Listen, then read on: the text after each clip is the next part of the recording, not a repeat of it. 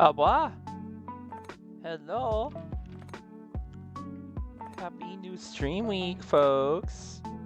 Hi, Naomi! If you're there at the moment, hope it's going well. I'm a little tired, not gonna lie. I was feeling sleepy on the drive home for sure. Hello there. Hello there!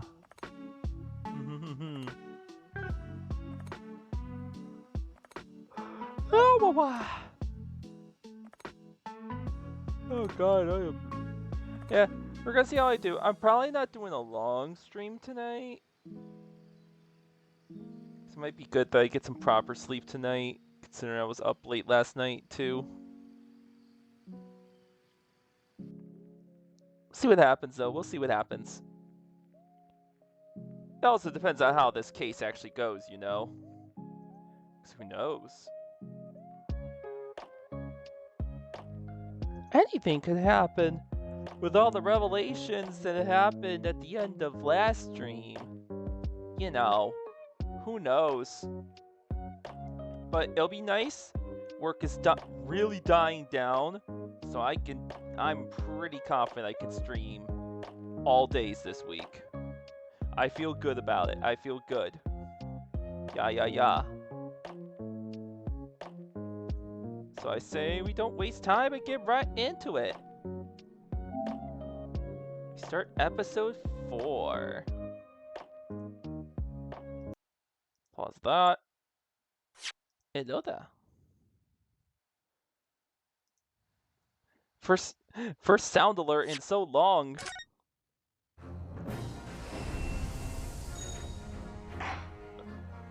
I continue. Twisted Karma and his last bow. Let's do it.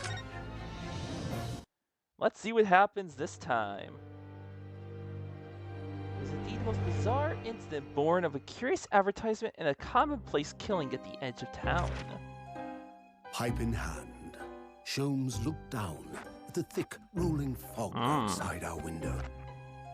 I wonder exactly how many mysteries are out there, hidden within this bed of fog, he said.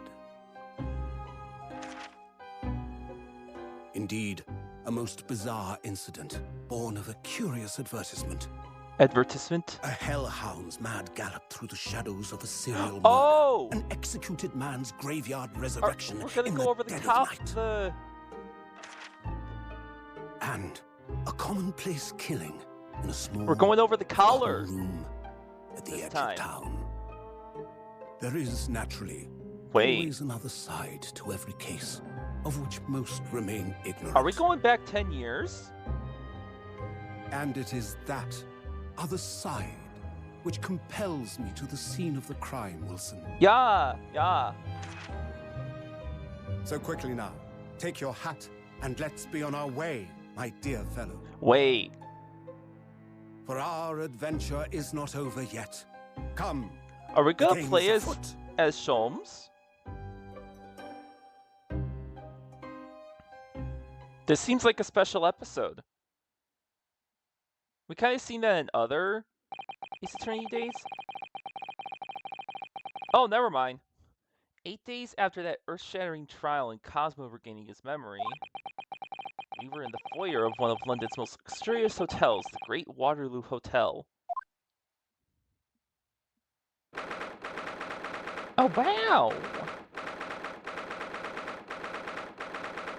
November 1st. Professor Mikotoba is due to... Oh, Mikotoba! Professor Mikotoba is due to arrive at any moment. Yes, I'm so glad we got here in time. Sasao-san hasn't been the same since what happened.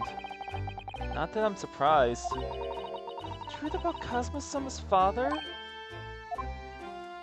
Do you suppose my father knew? That he was actually the mass murderer? The professor, you mean? He must have known. I knew that's what she was thinking about. There's a good chance, I'd say. I mean, they did come here to London together 16 years ago, didn't they? Yes, that's true. There's gonna be a lot of questions that get asked once Mikotoba's here. Come to think of it, didn't you say that Professor Mikotoba knew about Cosmo going missing in Hong Kong as well? That's right, but for some reason he wasn't at liberty to talk to me about it. That probably means he knows then.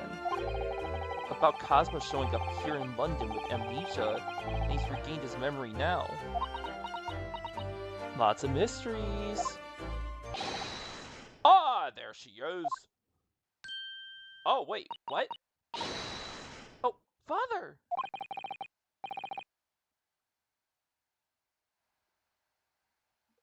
That looks so different. That's not the Mikotoba I remember. Hello, Sato. How are you? I'm very well, thank you.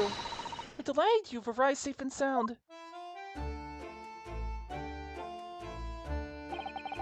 Hello, Mr. Naruhodo.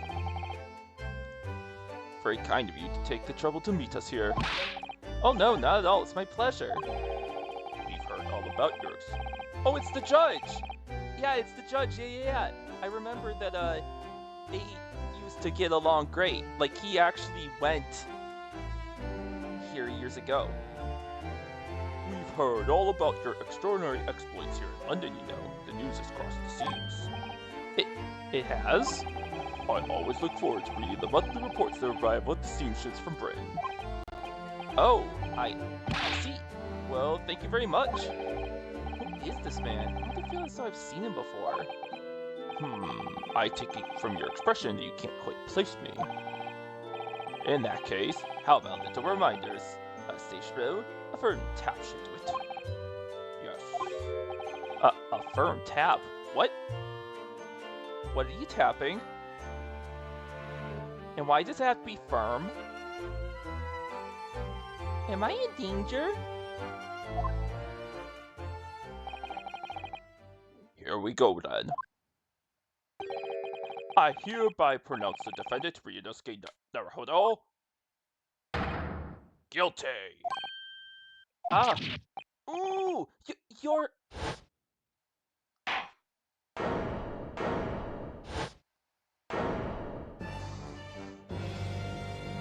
The actual judge.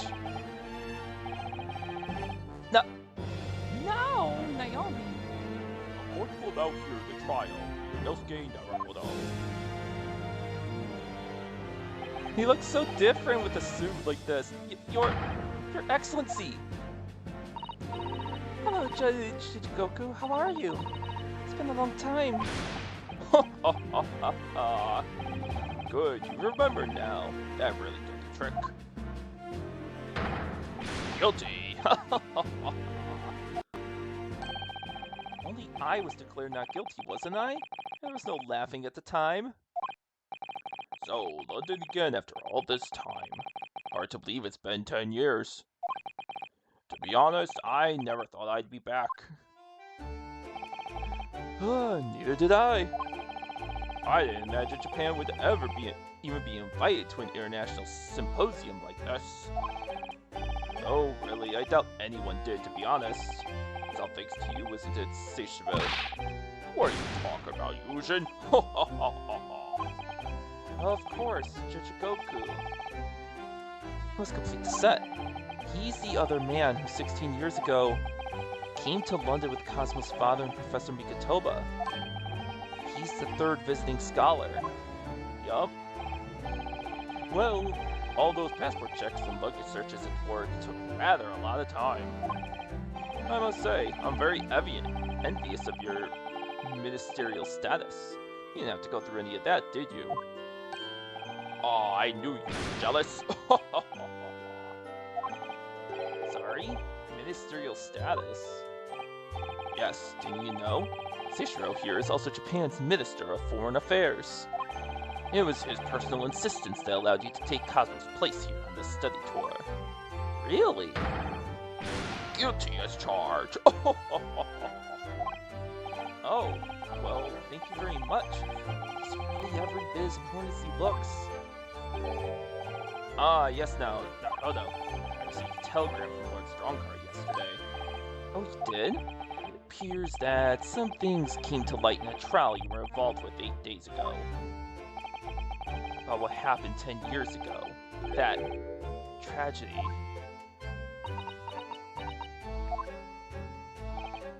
Yes, could you tell us any more about it? Oh good, they're both here, hold on. Look at my armband! Sekitobo, I wonder, can I show you something? Why you seem so nervous? I suppose because I am a student showing something to a professor? That's always quite nerve-wracking. Oh, I'm sorry I perturbed you in that way. But anyway, I'm afraid I have nothing useful to say about that, really. Why? You have to! It's the rules. Oh wait, we gotta look at everything, hold on. Is that from the left? I gotta sneeze. Oh no, it's stuck. Ah! I had to sneeze, but then it just stopped. I hate it.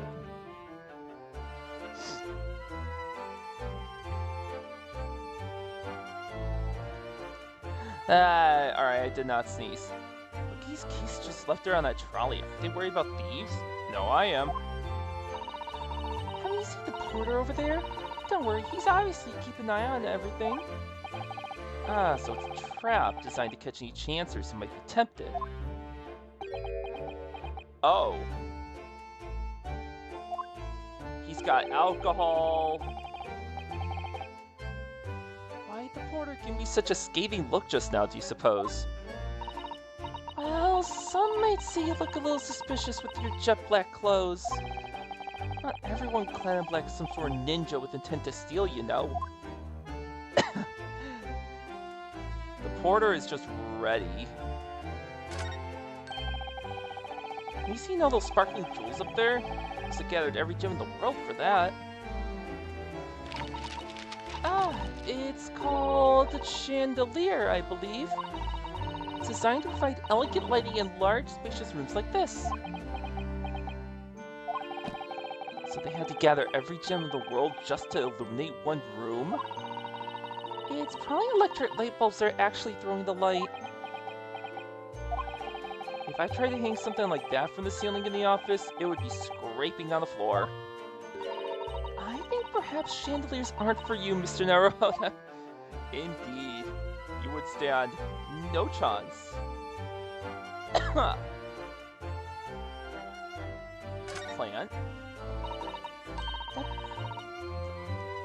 The desk? I was looking at the plants, Sato. Okay. That desk is known as the hotel reception. Anyone wanting to spend the night has to report there to sign in for their stay. Oh, so do you think that's the head clerk behind the desk there? Yes, I'm sure it must be. I'd love to stay in a grand hotel like this for a little while, wouldn't you? Just to know what it's like. The hotel fee was paid through her stipend. I'm afraid it might bankrupt our homeland. Oh. True, London gives the word expensive a whole new meaning. Yikes!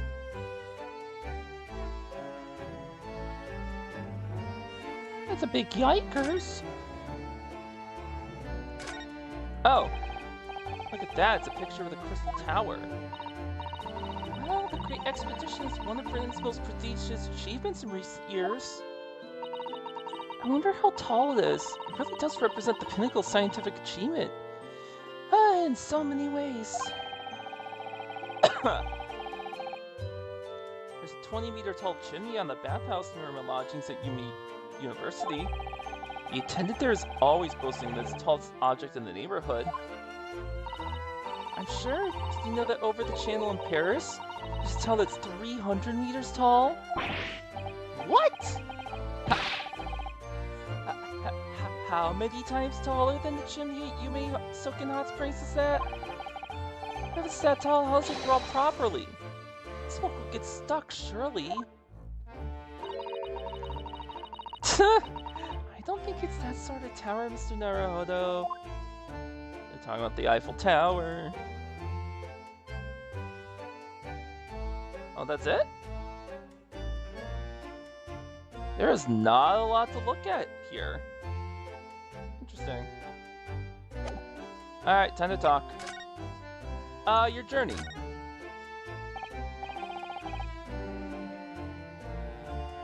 So, how was the voyage here? Well, 50 days at sea is a long time by anyone's standards. It wasn't as bad as when we first came 16 years ago. No, that's true. Then I truly wondered if we wouldn't be drifting the vast ocean for the rest of our lives. This time we followed the same route as you, so we were able to relax and enjoy the experience. So you stopped in France's beautiful capital, Paris? We did, yes, though only for one night. And yesterday evening, we left the port of Dunkirk for Dover. Just in time for the symposium. In fact, starts tomorrow. You know, sleepy bean. Pet. It's wonderful that you were invited to attend such an important international event. I'm very proud of you, Father. Aww. Thanks to Seishiro here, 16 years ago, he managed to ingratiate himself with Britain as Attorney General. I'm sure that's why he was invited. And I suppose you could say I'm something of an appendage by default. Speak for yourself, Jim. You were close friends with the professor of forensic science at a major hospital. Yes, well, I'd rather not dredge all that up, really. No, there's been a lot of water under the bridge since then, but it doesn't bring him back.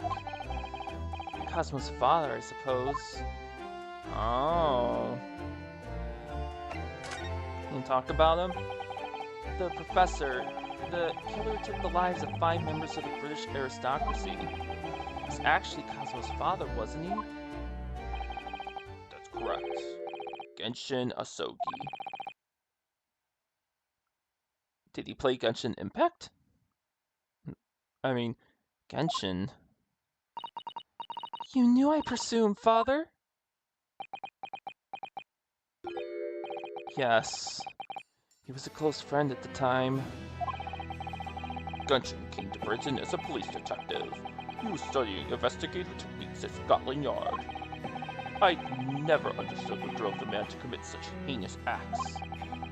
It was a closed trial, so the public never knew the truth, and he was executed with little ado. To this day, very few people know what really happened, even in our homeland. But what about Kazuma? Did he know? Did he know the truth about his father? No, of course not. He was told his father passed with sickness. However, I suspect he may have had his doubts. Oh, why? As you know, I tried to guide Cosmo growing up, as if he were my own son. Then one day, he came to my office at the university and said, I've decided I want to travel to Great Britain and study there. Ah. He wanted to find the truth himself. Do you think he wanted to come here to investigate his father's death? I don't know. But when I looked into his eyes, I did know that there was no way I'd be able to stop him.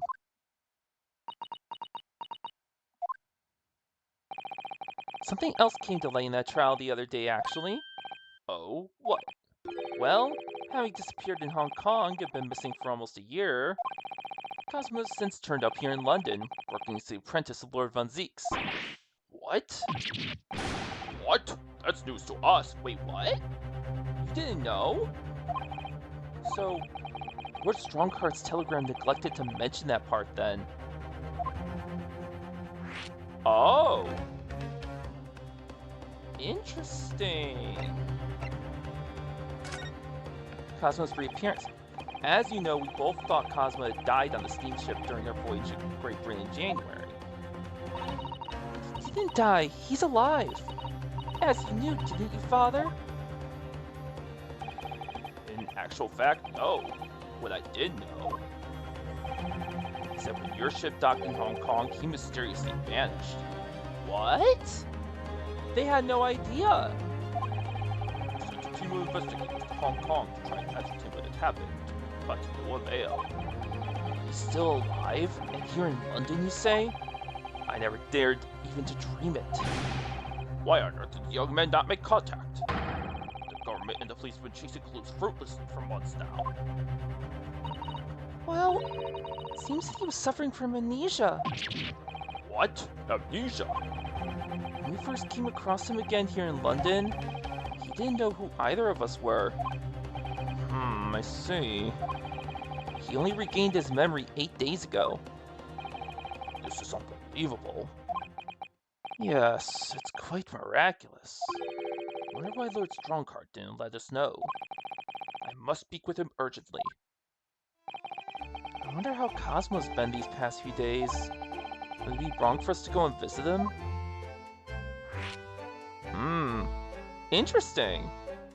They really just thought he vanished.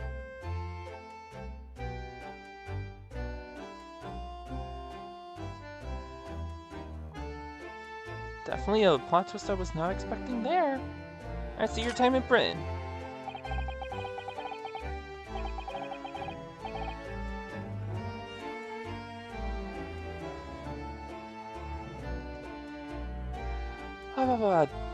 That began 16 years ago now. It's a distant memory, really. It was Eugen here, Genshin Asogi, and myself. Ah! Yuna's in my lap. Must pet. We were the original 3.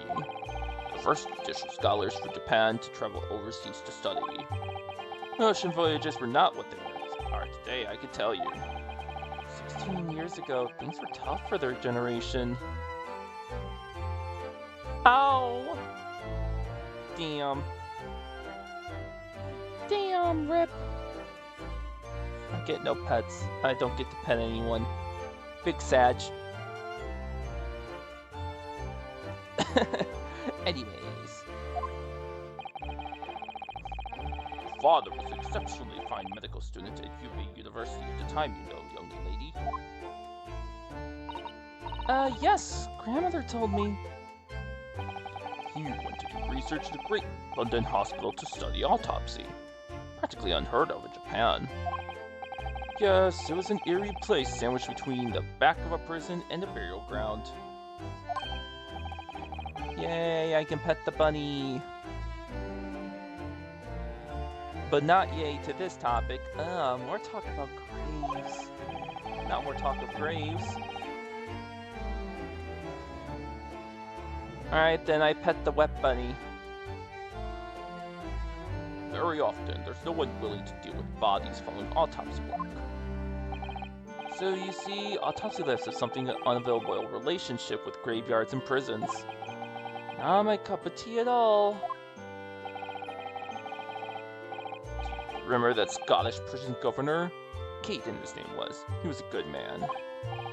Yes, but then of course, in our 6th year here, everything changed with that dreadful case. When Genshin was arrested for a series of the most gruesome murders. I simply couldn't believe it.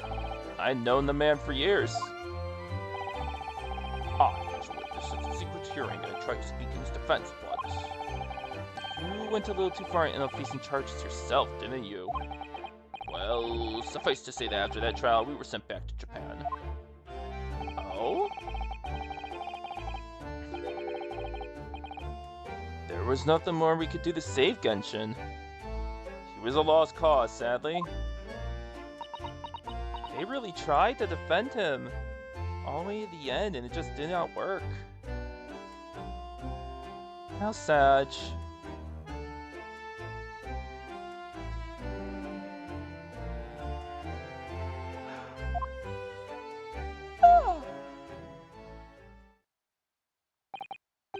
Well, if you'll excuse us now.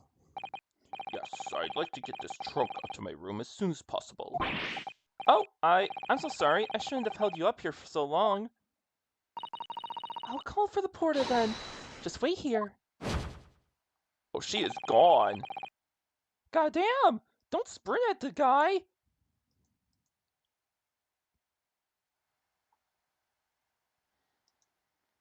Yikers! She's gonna she's gonna look like a criminal to the porter. Salazan's gone off in a run. I'd like to stay and talk more, but I do have various preparations to make for tomorrow. Yes, of course. It must be a big responsibility representing our entire country. I wish you the best of luck. Naruhodo, I hope you'll keep an eye on Susato for me. Keep looking after her as you obviously have been. Oh no, I mean, if anyone's looking after anyone, it's her looking after me. Well, I do appreciate you being there for her. After all, I've been a miserable father to her. I've thoroughly let her down. Wait, what word did I say?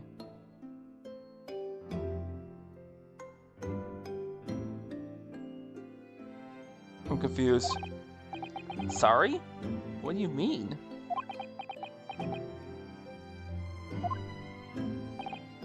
Well, it was 16 years ago that I started my long study tour here in Britain, as you know. The very year Susato was born.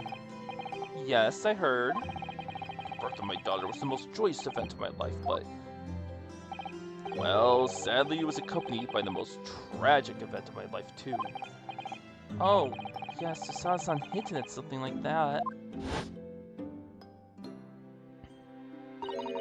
It was a rather turbulent time at home. Anyway, I won't bore you with the details. Point is, I became rather less dependable than befits the grown man. And it was then that Seishiro offered me the opportunity to study here in Great Britain. Ah.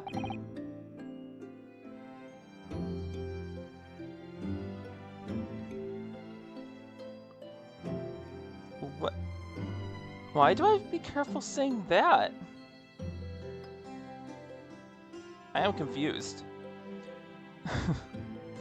I was too worried about you to leave you behind. So perhaps I was a little heavy-handed when it came to persuading you to accompany me to London. So that's what happened in a nutshell. And that's also the reason why I now feel compelled to give my daughter as many opportunities as I dare. Though the world does not readily affect young women... readily afford young women such things, I must say. I completely understand, Professor.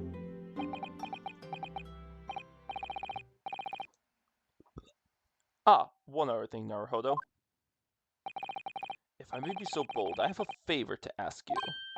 Oh, really? Of course! What can I do for you? Well, the thing is, I'm so sorry it took so long! Mr. Sato. Now then, allow us to take your bags. Us? Allow me to take your bags. One moment, if you please, porter. Of course, sir. That machine around your neck.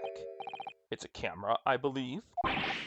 Quite right, sir. Just 5 shillings for a lucky photograph to commemorate a wonderful stay at the hotel, sir. Well, I think given the occasion, we could justify the expense. Ah, yes, of course. Aww. Alright, Naruhodo, you didn't have to be so, stiff. I'd like to thank you for coming with me, Mr. Naruhodo. It's really made Father very happy, I think. Oh, well, I'm pleased then. We were interrupted before. First, Mikoto was about to ask me something. Shall we return to Baker Street then? I expect Iris will have some delicious tea waiting for us. Yes, let's go. I'm getting more and more anxious about Cosmo, though. Perhaps I'll try to meet with Lord Strongheart later and ask after him.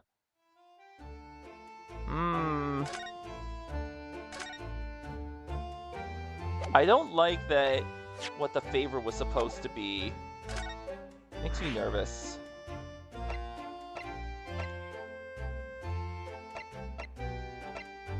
Alright, you know what? We'll go eventually, but I want to go... I want to go back to our consultancy first.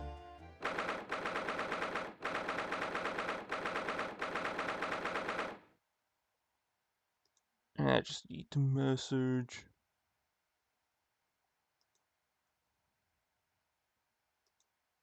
There you go.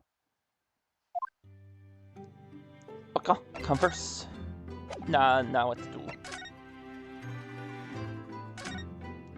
New stuffs. Steam is rising gently from the kettle as always. Yes, it doesn't feel right somehow unless it is. But the steam has an unusual scent today. Perhaps the sweet potatoes I brought back from Japan with me already. Ooh, I like sweet potatoes. Cool. Oh, Mr. Naruhodo! I heard that, you know. Tears of joy, Mrs. Sato, from my mouth. Oh, he's a sweet potato enjoyer too. Yum yum. Whenever you serve me tea, it always takes me back to Japan. I know you're not particularly fond of the bitter taste, are you? So I do always try to pick out less bitter matcha for you. It's often served with an unusually mellow blend, it's true. But the anticipation of the taste in my mouth makes me bitterly worried away. Or, bitterly worried anyway. It is very difficult for you, isn't it? Aw. Alright, spade and shovel. The spade is still here, look. Please, Mr. Naruhodo, it's not a spade, as I think you well know. It's a shovel. It didn't take long to reignite that old argument. Ah! I have an idea. Let's get the implement a name like Professor Hairbrain named his tools. Ooh, I never thought of doing that. From now on then, let's call it Ryunosuke. No, it's clearly much more of a Susato. The old argument has taken a new and unexpected turn, it seems. Oh! Yay! I got the gold trophy for doing all the arguments about shovels and spades. Let's go. So now I just gotta do the one for, all ladders and step ladders. Good. I'm glad I did it. Phew. One less thing I have to worry about if I want to get the rest of the trophies.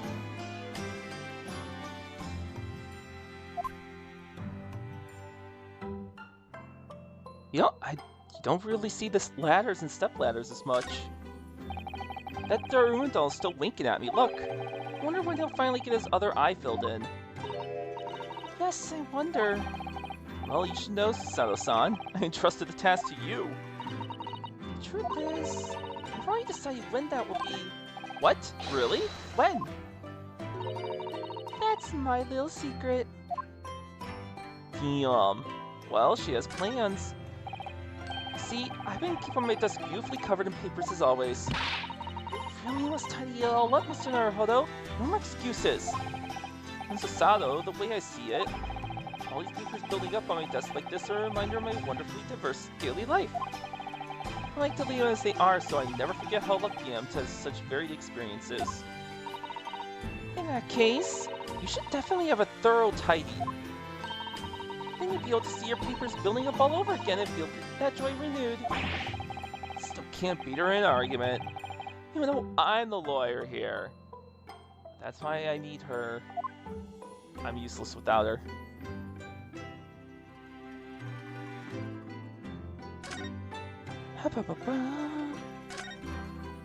Alright. My desk is just as it was before I left. Sumi ink and a calligraphy brush. Tara, hello, Bean, how you doing? Welcome, welcome. We're just starting a new case. Don't know what's gonna happen, but I have a bad feeling on who might die. And I don't like. Yes, thank you. This is my most recent model I got. I like to swap now that I'm going back on a regular schedule. Every week, I like to switch between the Nanachi the Nanachi-like avatar and this one. Got the longer tongue.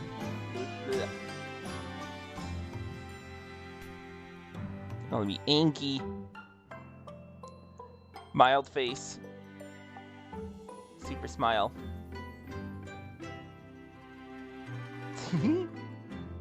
Hydrate. Oh, fine.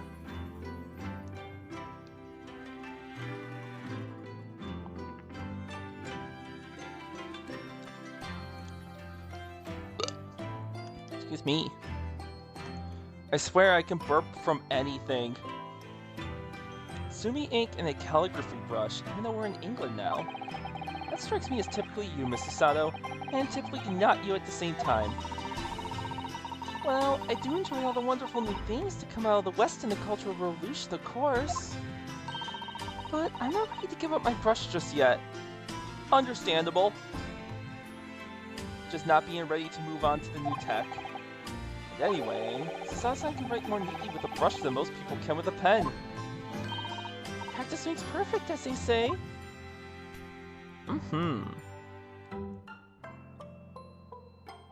The fish. All the sea life seemed very contented there, I must say. I know something recently, actually. The anemones breed at a most extraordinary rate. Oh, really? It's a mystery why the whole seabed isn't buried a amount to them, actually. How splendid! That really is a mystery, isn't it?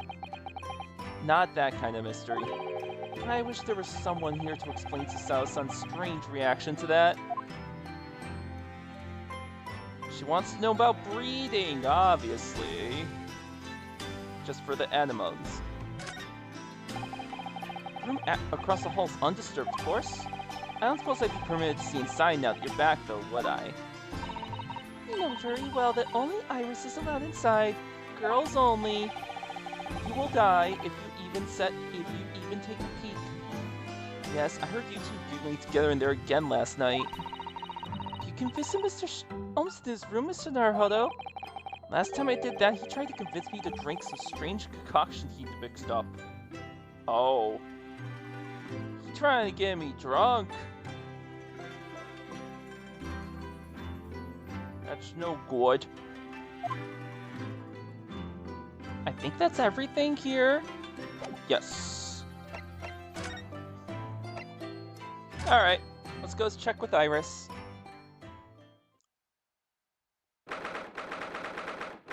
Ba ba ba ba. Yoy!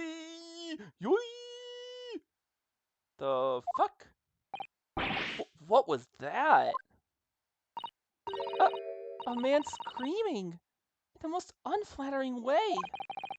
Do you think... could it have been Mr. Sholmes? Oh my, I do hope not. What? I don't do it anymore! What the hell?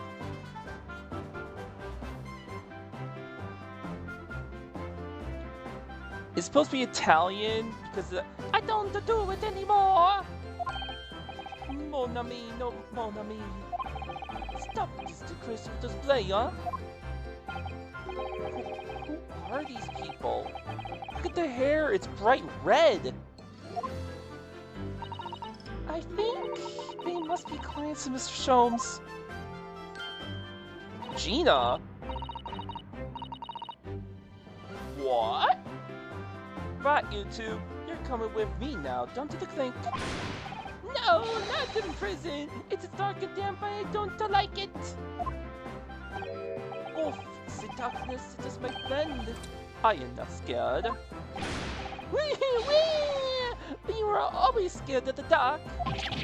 Shut your mouth, idiot. Is it what you need is the dark and plan our next journey heist? Wee! I don't like this. I don't like it. Well, tough. Finish this down the yard. Now get moving. Bye then, Ginny. Have fun. No, bye then, Ginny. Have fun. I forget Iris's voice. Oh yeah, thanks Iris. And thanks, you're a great detective.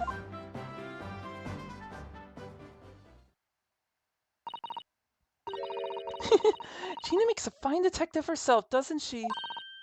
Oh, Susie and Bruno. Oh, there we go. I got the voice back. Hello, Iris. We're home. Well, did you find your daddy? Yes, we arrived at the hotel just before he and his friend. Oh, well that's great news. I hope I can see my daddy again soon. Ah, yes, of course you will.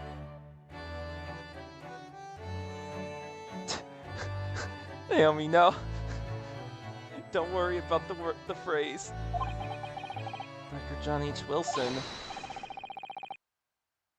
So, Iris, all that remains now is the greatest of problems known to man. What?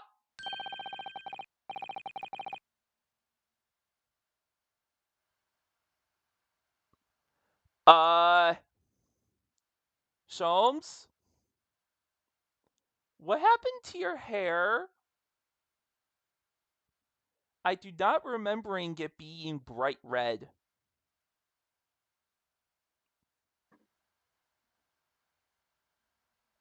Something's wrong. Yeah, Naomi? I see the I see the hashtag.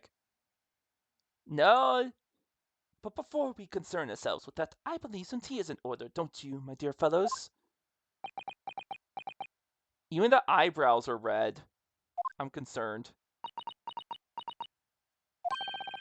Is something wrong, Mr. Naruhodo?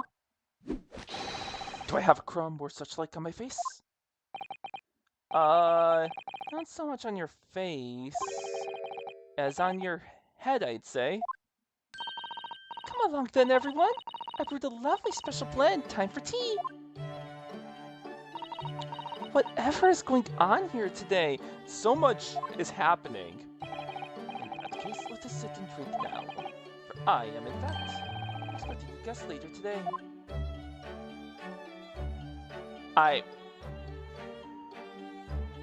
What happened? Who were those two random... One Italian, one French?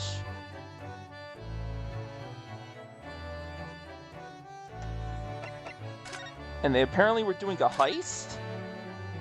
Like help? I finally managed to remember this behemoth's name. The Great Analytoscope. I don't think he was here when he left for Japan, was it? Oh, is that right? Yes, because he was with the pawnbroker. Oh, of course. Oh, it's giving me a wonderful idea. I could pawn everything that's on your desk. The office will be tidy at last.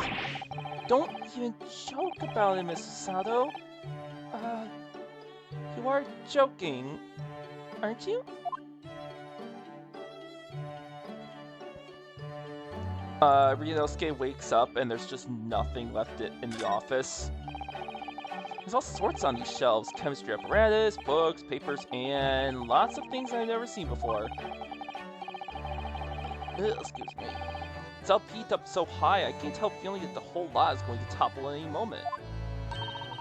This is so might topple and yet it doesn't. The epitome of Mr. Sholmes' brilliance.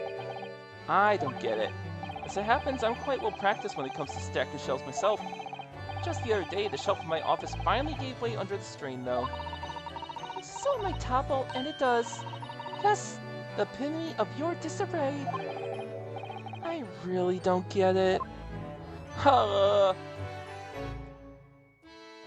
Violin. This is Mr. Sholmes' famous violin. The one he found being sold for a song at a pawnbrokery. What's it called again? Shodi something? Oh yes, this wonderful furniture features the inventor of Sherlock Holmes. It's a world-famous, Stradivarius. What? Stradivarius, Mr. Naruhodo? Stragivore. Are you even trying now? We'll come back to this another time, I think. Oh, I don't know. What the? What's with the mask? The mask? Oh, Cosmo's mask. The mask Cosmo wore when he was assigned to Lord Von Zieks as his apprentice. When he cast it aside after the trial the other day, I just sort of picked it up. We ought to give it back to him, I suppose. Like, he has his memory back now, doesn't he? And I can't help feeling he might turn around and tell me coldly to wear it myself. But, isn't he your best friend? Who knows?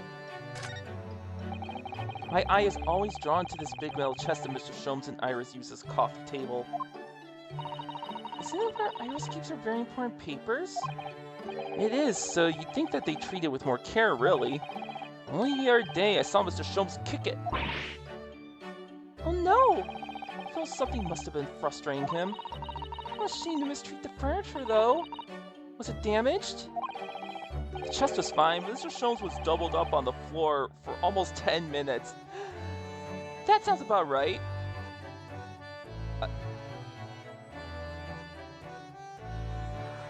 Oh, my boy.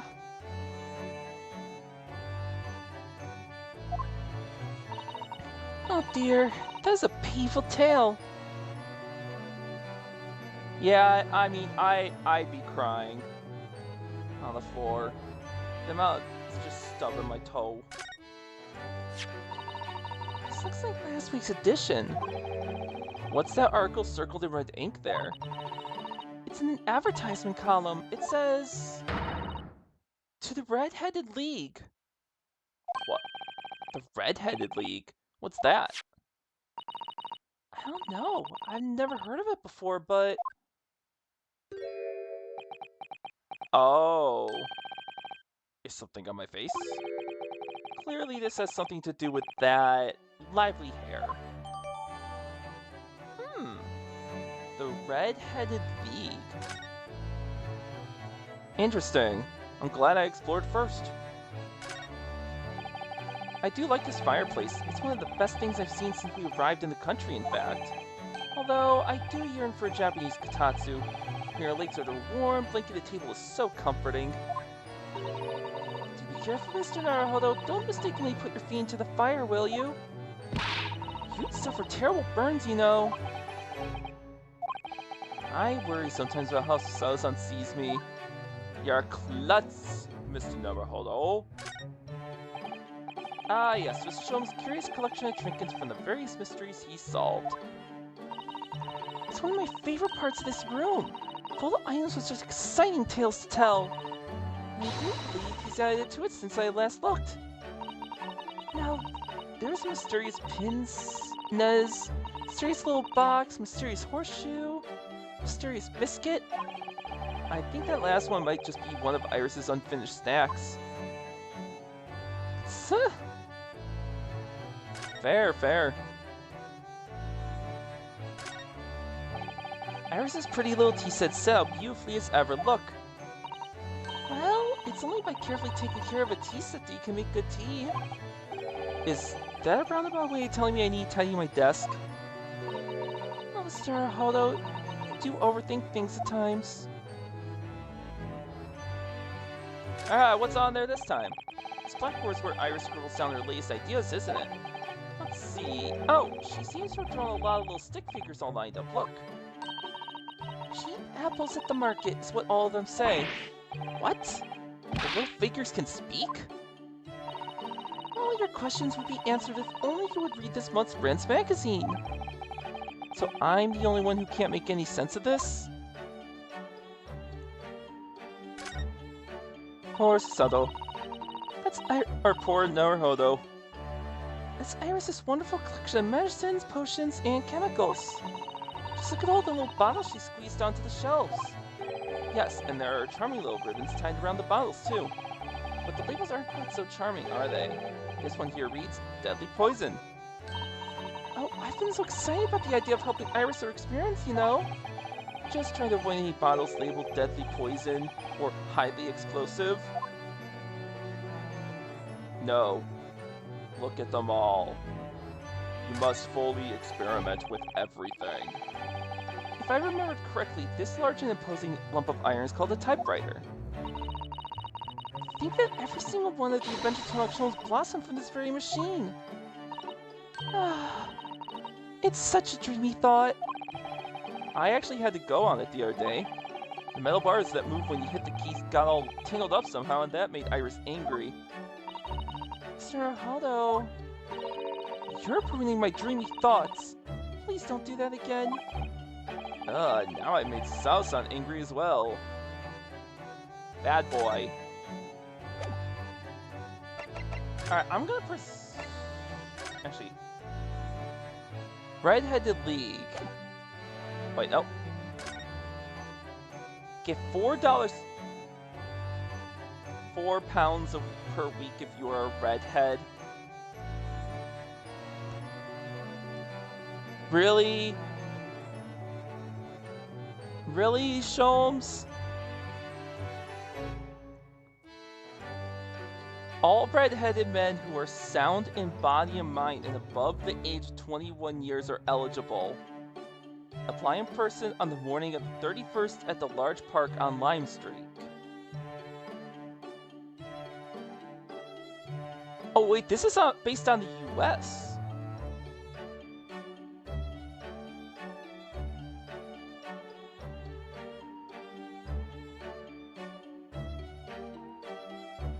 Yep, clearly.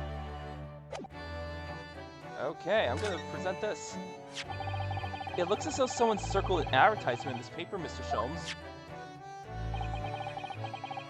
The Red-Headed League? Does that strike you in some way? I was thinking that just maybe it might be related to your bright red hair.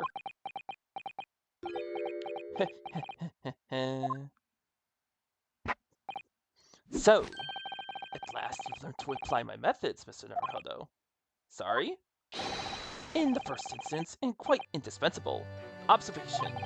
Believe me, I could have seen that hair with my eyes shut. So then, I'm to regale you with the details of my latest exploits. Regale or boast? Alright, well I got all the dialogue set on here. So, the two visitors first? Mr. Sholmes? Who were the two gentlemen that were here before? Oh, just a pair of petty criminals? Nothing of significance. Of course, they have to make a living somehow. And when the mood takes me, I'm willing to turn a blind eye to all manner of infractions. When the mood takes you? All manner of infractions? But when such fellows set their sights on Mr. Robot Sholmes, well, that's when their luck runs out. Oh my!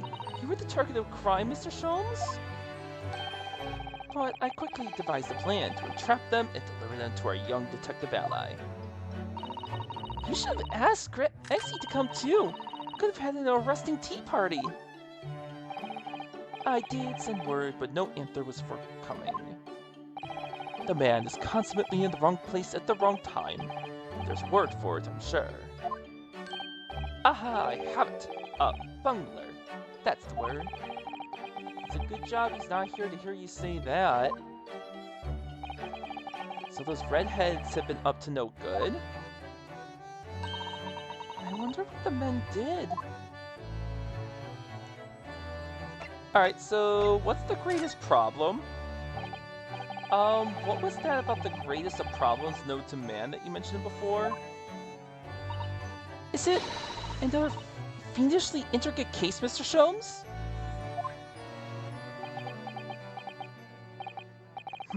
How should I best explain it? Are you aware of the theory of evolution by natural selection, perchance? Well, I think I've heard talk of it somewhere, possibly. It's a revolutionary scientific theory that was newly proposed 40 years ago now. According to its author, Mr. Darwin, humans were once apes who lived in the treetops. Wait, what? We were apes? Indeed. And from the very moment those apes descended from the canopy to live as humans, it has been our lot to be at the mercy of the greatest problem known to man. Our lot? This is a great problem, Mr. Sholmes. Why, is it not obvious, my dear madam? The problem of rent.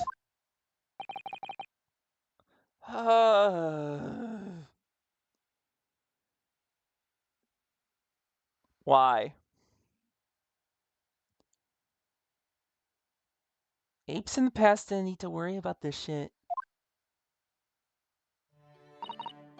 But, did you not receive a rather large sum of money from Manita Spells only the other day?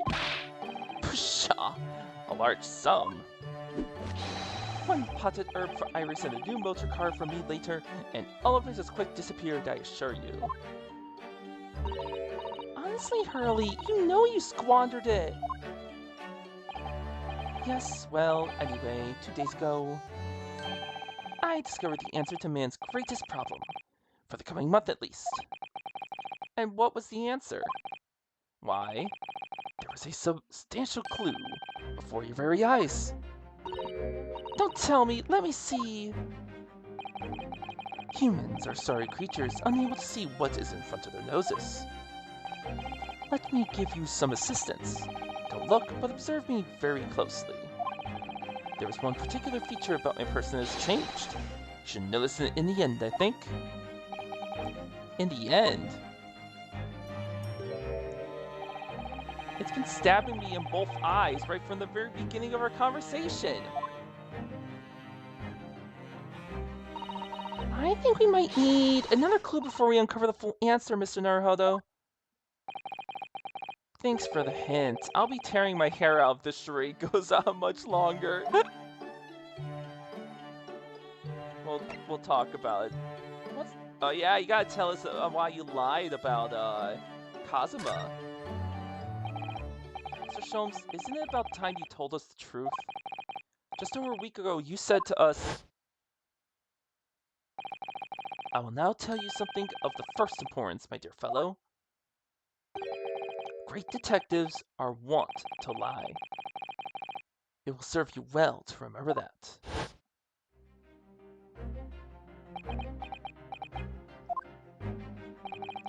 That case aboard the SS Buryo in January, Kazuma wasn't killed, and you knew he wasn't dead at the time.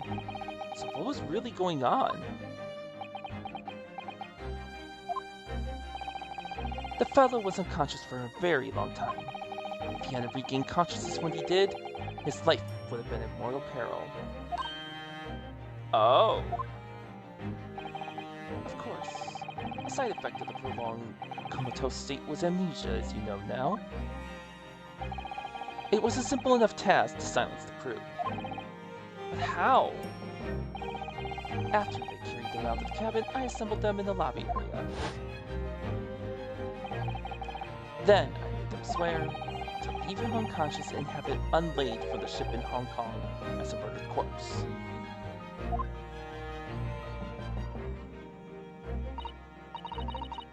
Ugh. Had bug crawl on me. But I squished it, so I'm good. Oh, how horrible! was necessary to find some material with which to persuade the crewmen to keep their word, of course. But why? Why do it in the first place? I will be at liberty to elaborate in due course. But for the time being, I would like to reassure you, I didn't foresee subsequent events. What events? His disappearance in Hong Kong.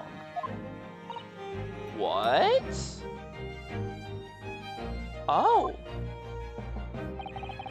I believe I may have made a gross error of judgment. Mr. Sholmes.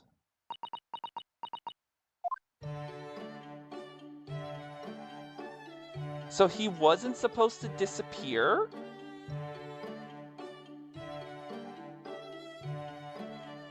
Interesting.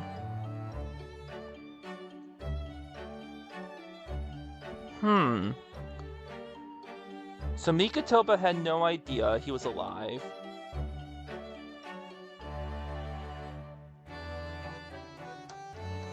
But Sholmes didn't seem to think he would go away from Hong Kong. So what happened in between Hong Kong and now? Or at least between Hong Kong and when Kazuma became the apprentice at the Red-Headed League. So what is the Red-Headed League, which seems to be the subject of the advertisement you circled? You've noticed in the paper then? That, my dear fellow, was going to be the source of this month's rent payment.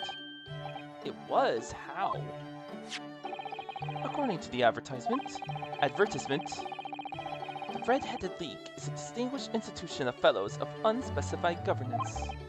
In fact, the only condition for becoming a member is having red hair. That doesn't entirely surprise me. Listen what the lucky redheads receive once they join. An unconditional salary of £4 a week. Oh my, £4 a week? But why? What are they paying people for? That I don't know. No details are given in the advertisement. But surely every red-headed person in the country would be flocking to join in that case. You're right, Susie. There's no time to lose. I'll put in my application at once. So will I, just on the off chance. That might be stretching the point, I think. They're not accepting everybody, just redheads. Trouble is, they have a fixed number of members, you see. Oh, I see. So once a certain number of people have joined, no one else can. But as luck would have it, one member recently passed away. It wasn't particularly lucky for the redhead in question, I feel, Mr. Sholmes. So you decided to try to join in his place? Correct. I mean, look at me. Have you ever seen such a red-headed fellow? It's like you dipped your hair in bright red paint. No. So why did it have to go so wrong? What on earth happened? A blunder, Mr. Naruhodo, though it pains me to admit it. What's the blunder? What did you actually do to your hair, Mr. Sholmes? I'm glad you asked, Mr. Sato. What you see atop my head is neither dyed nor a hairpiece. I changed the color of my hair overnight. By the wonders of chemistry. Oh boy. Chemistry gone wrong. Chemistry? I was conducting some research into a method of rejuvenating spun tea leaves. And in the course of my work, I stumbled upon a potion that, when taken, turns one hair a flame like red. Would you like to try it? It'll make every hair on your body perfectly crimson. I think I'll pass. But Mr. Sholmes, is it quite safe to drink? Surely it's bad for you, isn't it? Amateurs are always hampered by such fears. Oh, I should never doubt you, Mr. Sholmes. I need to say... But of course. To earn £4 a week, one must be prepared to turn a blind eye to a little danger.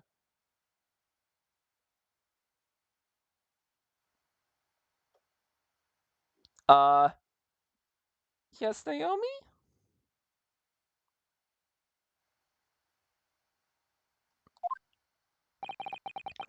That degree of red signals more than just a little danger, surely.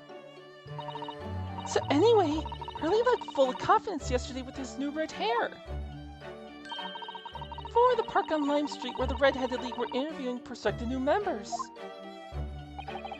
So what went wrong? The whole park was choked with red-headed folk, like Custer's orange barrow. Oh my god. Fire crotch. Oh no.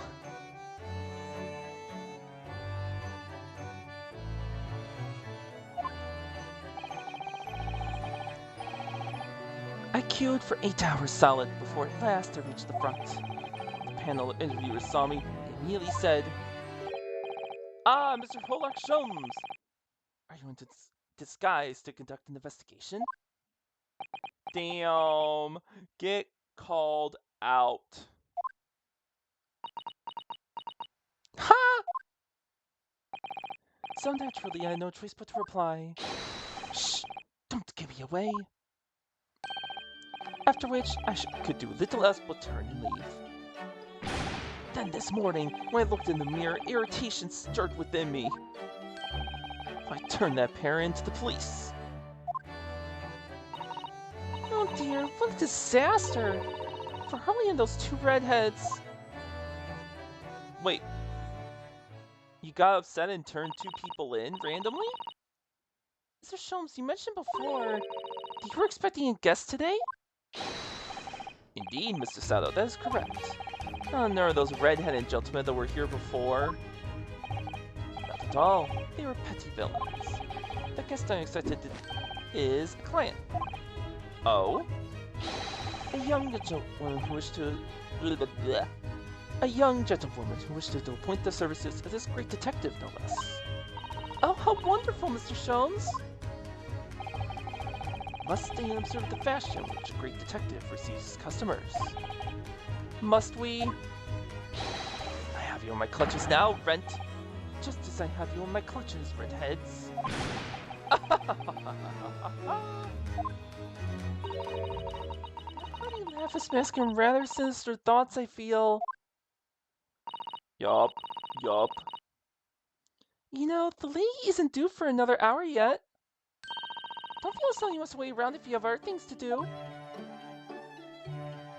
Cool, I can, run. Let's check with Strong Cart. Oh! Look who's here!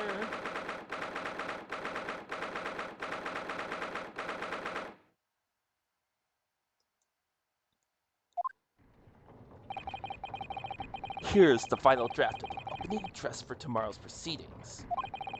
I've supplemented your original with the figures you asked for from the yard. I see. Excellent work, thank you. You're welcome, my lord. What's Lord Von Zeke's doing here? Why, there seems to be an awful lot of tension in the air, wouldn't you say? This place is stifling enough as it is. We really don't need any more tension.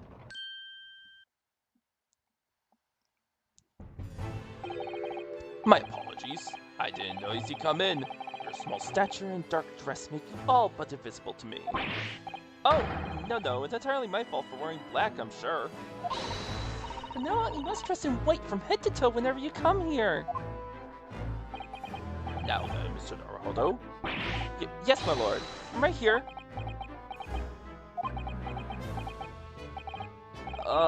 Kill me now. Is something wrong? Perhaps it's a little too hot in here for you. Perhaps it's a little too hot in here for you. Oh, no, not at all. I mean, I've never experienced a room with such a perfect temperature. Sure. The beads of sweat carving their way down your face seem to suggest otherwise. Because of the daggers you're staring at me with, mainly. As you've no doubt where my International Forensic Science Symposium begins tomorrow. In fact, your father arrived in London earlier today, I hear, madam. Oh, yes, that's right, my lord. It's extremely honored to have been invited. I'll leave the remaining preparations for the meeting in your capable hands then, Lord Von Zeeks. I will attend at once. Just gave me a glare. He gave me a very cold stare as he left, didn't he? I know, but I haven't done anything. Have I? These past few days, my feet have... Glycine. Hello! You may, or may not. Who knows the true answers? But how you doing? I haven't seen you in a while. Bye-bye.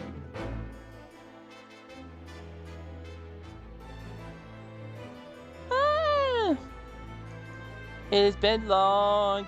I have been a mess. A hot mess. Different sickness, back pain, physical therapy. Ow. Internet. There's so many things, but I am continuing to fight through. Bye-bye. Those few days, my feet have barely touched the ground, I must say. And I will also take all your lovely hugs. Yes, yes, yes. Big hugs. My dedicated right hand of many years was recently put out of action in spectacular fashion. Oh, I'm sorry to hear that. Is your left hand still a service? In what way? Just wondering. Sir Hodo, he's talking about Dr. Scythe. Ah! Of course. I'm terribly sorry about that. I was just, You're not. You've done nothing wrong. Dr. Scythe's own wrongdoing precipitated the situation. You needed to concern yourself with it any further. That would be a lot easier to do if it weren't for the piercing stare you're giving me. I need more hugs because the stairs, it's bad. Help. Von Zeeks is doing an admirable job of holding the fort. Though disturbingly, his apprentice has been missing since yesterday. What? Oh. Missing? What's become of Kazuma-sama now? Oh, we can examine again. You couldn't read all of these books even if you were reincarnating 6 times over as a bookworm. Hornswoggle really have read all of these? Thinking about it, Father studies full of books that... Dragons! Stardust! Thank you. For the heck and follow. Ba-ba-ba. Stretch! You follow and you make me do some stretches? Oh my goodness. Maybe I need it. Wow! How you doing? Hope you're well. Actually, knee stretch the other way. Shack.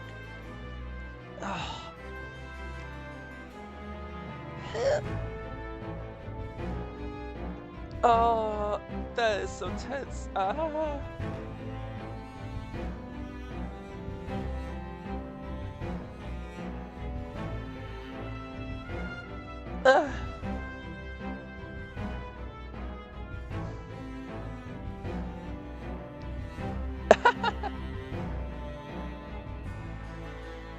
Friend, yeah. Good. Placing yours, go.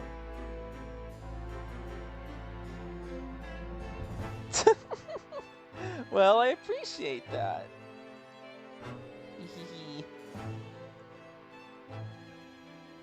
Now, what if I linked you to my server. Ba-boom! You can join me too.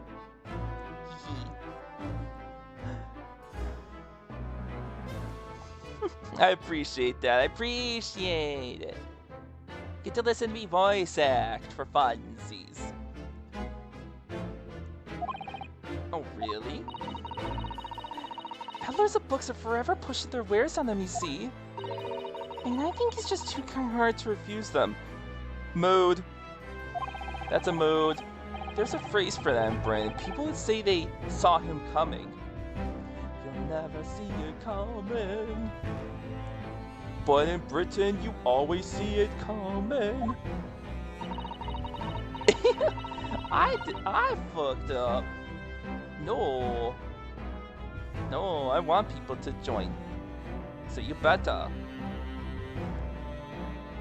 Which, hold on, I give you. I acknowledge that you are in the server. Yes, I do remember the movie. Yes. Of course I remember it. It was a good time. It makes me wonder if perhaps the vast number of books on the shelves in here are a sign of Lord Strongheart's overwhelming kind-heartedness. I'm not sure you could afford to have a kind heart if you had to keep Lord Von Zeeks in line, could you? I know. It was a very different time for me trying to meet people. Yep.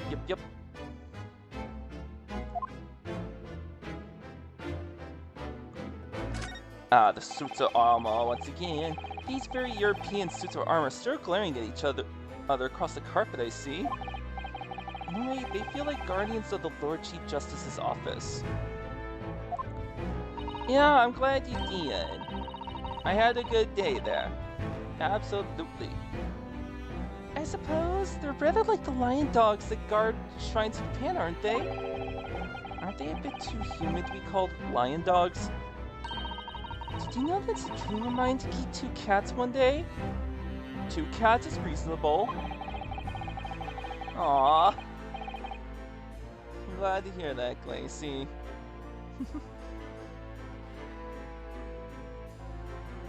Good to know. I still... You never went again, though? That is fair. It's better to go with friends anyway, you know? Life just keeps me busy. Feels though we've come at a bit of a tangent, don't you?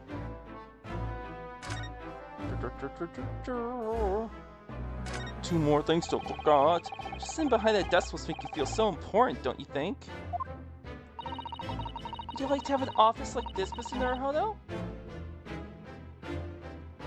Aww.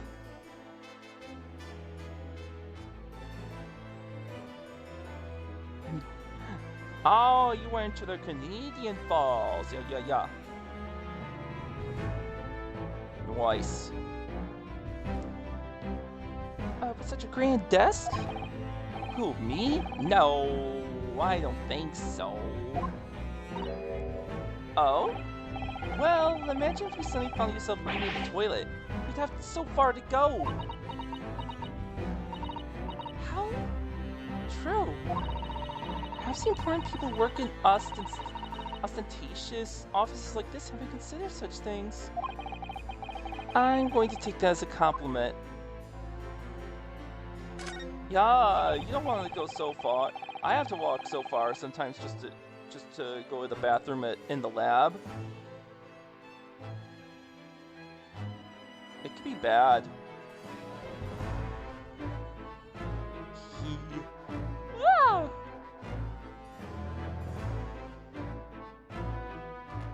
Ah! As ever, the enormous clock is diligently maintaining its rhythmical tick-tock today. Watching machinery at work can be quite mesmerizing, can't it? Ironically, you can completely forget the time. What I particularly enjoy is watching the enormous wheels of a steam locomotive turning. When I was a little girl, Grandmother often used to take me to watch the railway engines, you know? It's open fire for me. I could sit and watch the flames for hours. Mr. Hodo, we could install one in the office. An enormous wheel turned by an enormous steam engine. Perhaps we could start with a simple fireplace. You only don't got room for that. Alright. Oh boy, I need water.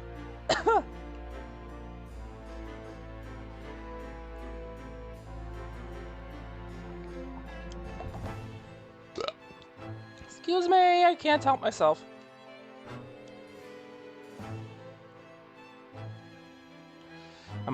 I always burp from water in these situations.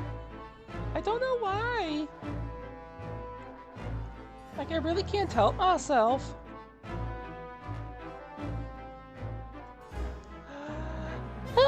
Alright, let's start with the Forensic Science Symposium. Not long ago, visitor numbers of the Great Expedition exceeded 30 million. Damn, that's a lot. 30 million? Are there even that many people in the world? As a comparison, Mr. Naruhodo, the population of the imperial capital, Tokyo, is 2 million. I will be opening the International Forensic Science Symposium in the expedition's main auditorium. This event has been 2 years in the making.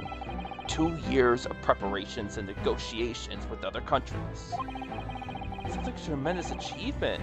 Congratulations. The 20th century will see the wholesale adoption of forensic investigation techniques.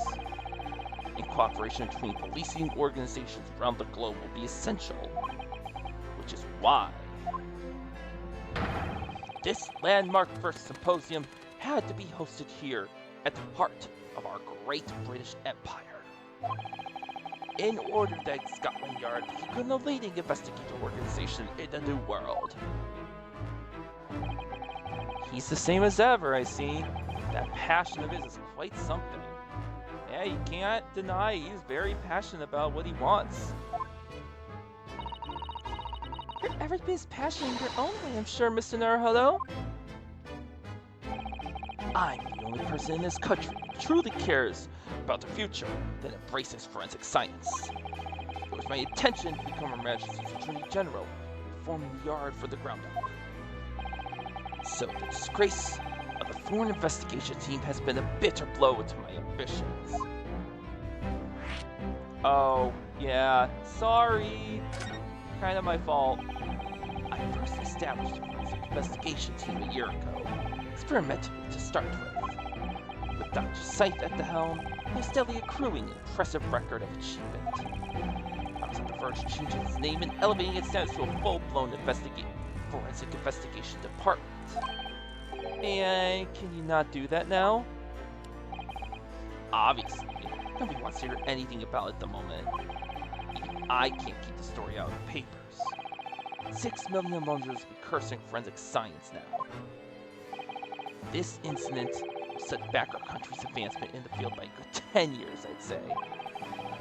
Unintended repercussions of our trial.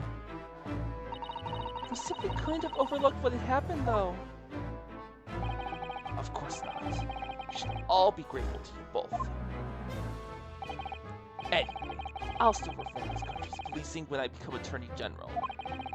This might delay my plans, but it won't alter them. Nothing will stand in my way.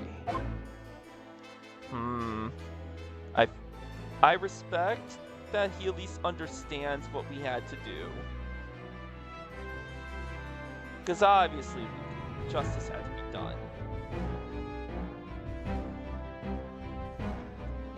However, he's probably still upset. Like, very upset in the end. Alright, let's talk about Cosimo. Where is he? About Lord Van Ziek's apprentice? Ah, yes, that came as a surprise to me, I must say. That you and he are old friends. How did he become an apprentice to Lord Van Ziek's in the first place? It came about 3 months ago. An unidentified Asian man was apprehended by border police. They found him hiding aboard a large goods vessel. Oh my! So he stowed away to get here. He had no papers to identify him, no passport, and he was suffering from amnesia too. Other than the fact he was clearly a mixed descent, there were no clues as to who he was. So I decided to assign him to Lord Mansix. That way, I could keep an eye on him. But then, why the mask? I didn't want to burden Lord Von Seeks with tiresome explanations about why he had an Eastern apprentice. Oh, yeah. Because he hated Easterners for a time. I don't think it's as bad after the last trial, but still, it was pretty bad. Because it was so much easier to explain why he was wearing a mask. He's proven to be a great help to Lord Von Seeks. I have high hopes for his future. By the way, do you know where he's gone? No idea, but I believe he's left London for the time being. Oh. I take it you also didn't know that the man's father was one of our country's most infamous criminals, I mean. Genshin Asogi, so you knew. Okay. Talk about his crimes. When we learned from that trial 8 days ago, it was a huge shock. Finding out my friend's father was... Ah, yes, Genshin Asogi. The professor case 10 years ago caused a great stir here in Britain. They were such awful murders and unprecedented. It's like a ferocious dog as a murder weapon. And no one would believe the culprit was a foreign student invited to study here by the government. But what about the dog? So the true identity of the killer could be made public then. It can't be made public now. Nobody in your country knows it was him. And neither do the citizens of London. The main motivation was to avoid aggravating relations between our two nations at the time, I understand. Correct. However, it has to be noted that there were some supporters of the professor's apparent cause. Oh? What? Supporters of a mass murderer? The majority of the man's victims were a blight on the aristocracy of their day. Somewhat ironically, their deaths actually benefited society as a whole. Huh. More so if your free thinkers in London believed anyway. Right, I see. It was still murder, wasn't it? Seems very similar, doesn't it? The idea of the Reaper of the Bailey? Ooh, that's a good catch.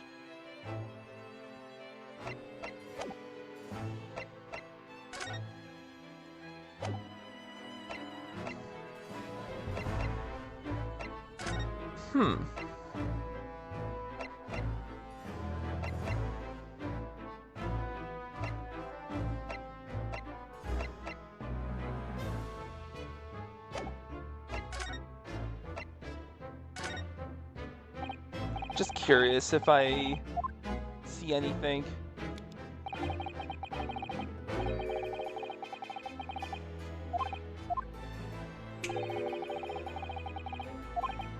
Doll evidence, DM. Nope. So, nothing left? Huh. I thought there would be more to talk about, but I guess not. Alright, let's go back to the suite.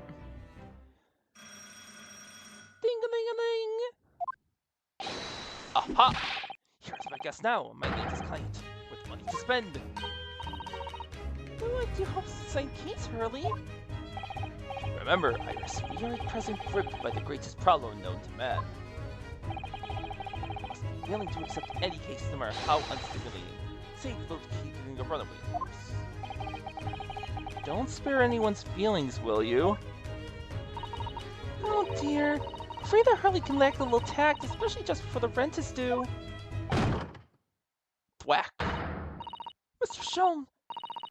Mr. Sherlock Sholmes, please.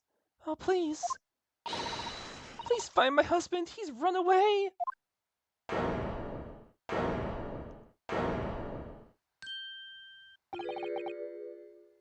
To upset me? Isn't she one of the jurors from the last case? I beg your pardon. Never mind. A personal matter. My apologies. What exactly are you trying to say, Mr. Naruto? I didn't say a word. Come, my dear madam, be seated. Iris, some tea, if you please. Of course! It's absolutely juror number 2. What's the matter, Mrs. Sato? Oh, it's just that gentlewoman. I feel sure I've seen her somewhere before. Very recently. Yes, now you come to mention it.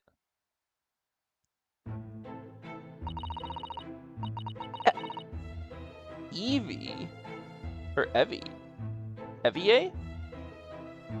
As I explained earlier, my name is Evie Vigil.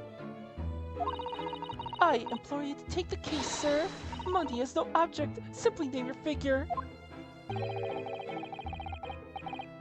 Money and wealth are of a little consequence to me, madam. Being offered a case to solve is reward enough. Oh, Mr. Sholmes, you're the picture of benevolence. I will, of course, make a mental note of your offer, however, for contingent reasons. I trust you will remember your words also. If I might inquire, sir, this gentleman and lady would be... Oh, me? What I'm about to tell you, I shall like to communicate in the strictest confidence, you understand? These are my friends. I assure you, you may say before this pair anything which you may say to me. Ah, I see. I can vouch for the gentleman personally, after all. He's hard of hearing. Wow! Okay. Dick. Why did I ever get my hopes up?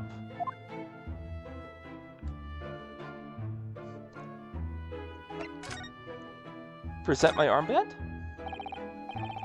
Mrs. Vigil, you might cast your eyes over this?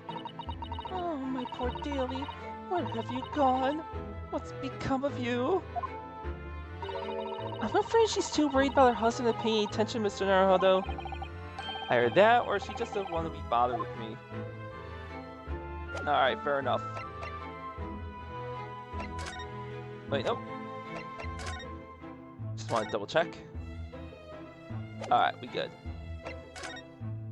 Alright, Mrs. Vigil, let's talk about you. Forgive me for asking you, Mrs. Vigil, but have we met somewhere before? Quite recently, perhaps. Oh my! Pshaw, my dear fellow, what is your intention? Clearly you have no ability to differentiate the facial features of the English. If you wish to invite the lady to tea, you must do so in a more gentlemanly fashion. Is it possible that you are the nice young lawyer from the trial I attended last week? Ah, I knew I recognized her. Yep, juror 2. To have a man's fate in the palm of one's hand. Oh gosh, oh golly, it sends shivers down my spine. I didn't quite recognize her because she's acting so differently now. It must be very difficult for you as a lawyer. Being hard of hearing, I mean. Oh. Pardon? Oh dear, I'm so sorry. Don't worry if you can't hear. It was frippery, really, nothing more. Now look what you started, Mr. Sholmes. Thank you very much. I believe it was pretty for you to... Oh, I bit my lip again. God, I've bit this one spot like 4 times since last night. I can't avoid it. I believe it would be prudent for you to sit quietly in the corner. Yes. It goes away into a corner. Hold on. Fine, I'll just back away into the corner. There, don't mind me. I'll just stay here. Because clearly I'm not welcome into this area. I'll just stay here until you leave. Mr. Vigil?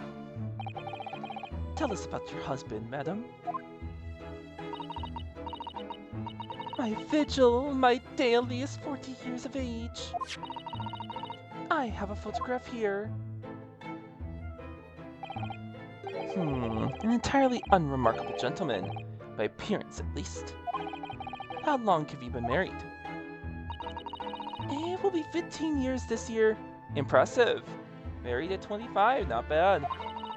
We have a cordial relationship, and my husband's income is more than adequate, so we live quite comfortably. As it would appear. I need only look at you to know these things. Oh gosh! Your dress is the latest style, your head clearly, regularly groomed, and your eyes are animated. In short, you have no inkling as to why your husband might have disappeared, correct? That's right. He's a kind man with a strong sense of loyalty. And he rather dotes on me. We fought quite often, as you might expect. Which would point to the possibility that he has become embroiled in some incident or other. Oh, that is exactly what I fear must have happened, Mr. Sholmes. I'm quite beside myself. My husband's employment is somewhat unusual, you see. He's incurred some miscreant's ill will. What exactly is your husband's line of work? He's a warder at the prison. A guard? That is somewhat unusual. Okay. Part of the prison warder.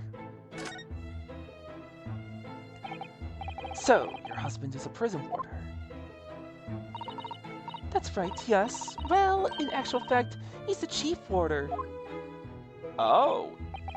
Indeed, I see. Well, chief prison warder certainly qualifies as something of a specialist occupation. Yes, it does indeed. My poor husband must prepare those dreadful punishments and see that they're carried out. Dreadful punishments? Does she mean capital punishments? Oh. And at such times, he must occasionally spend a night or two in the prison dormitory. But for that extra responsibility, he is remunerated more handsomely than the other warders. Of course, we make no mention of my husband's work to the neighbors. Yes, I believe your prudence is justified. Tell me, at what prison is your husband engaged? Barclay Prison, Mr. Sholmes. Really? Barclay? Oh, a fine establishment. If I'm not mistaken, there is a large cemetery just behind it. How convenient that that it's involving the same same prison as the case 10 years ago. How convenient. If I'm not mistaken, there's a large cemetery just behind it. Yes, that's correct. Lowgate Cemetery. No! Lowgate Cemetery? The very place we were discussing in court. That's unbelievable. Unbelievable, my dear fellow. And yet undeniable.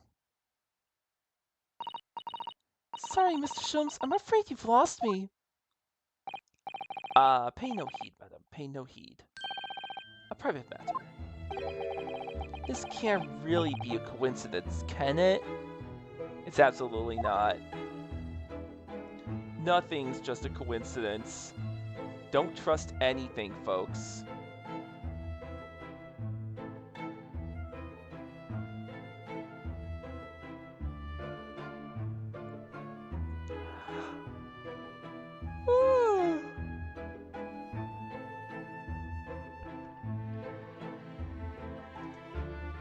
Suck.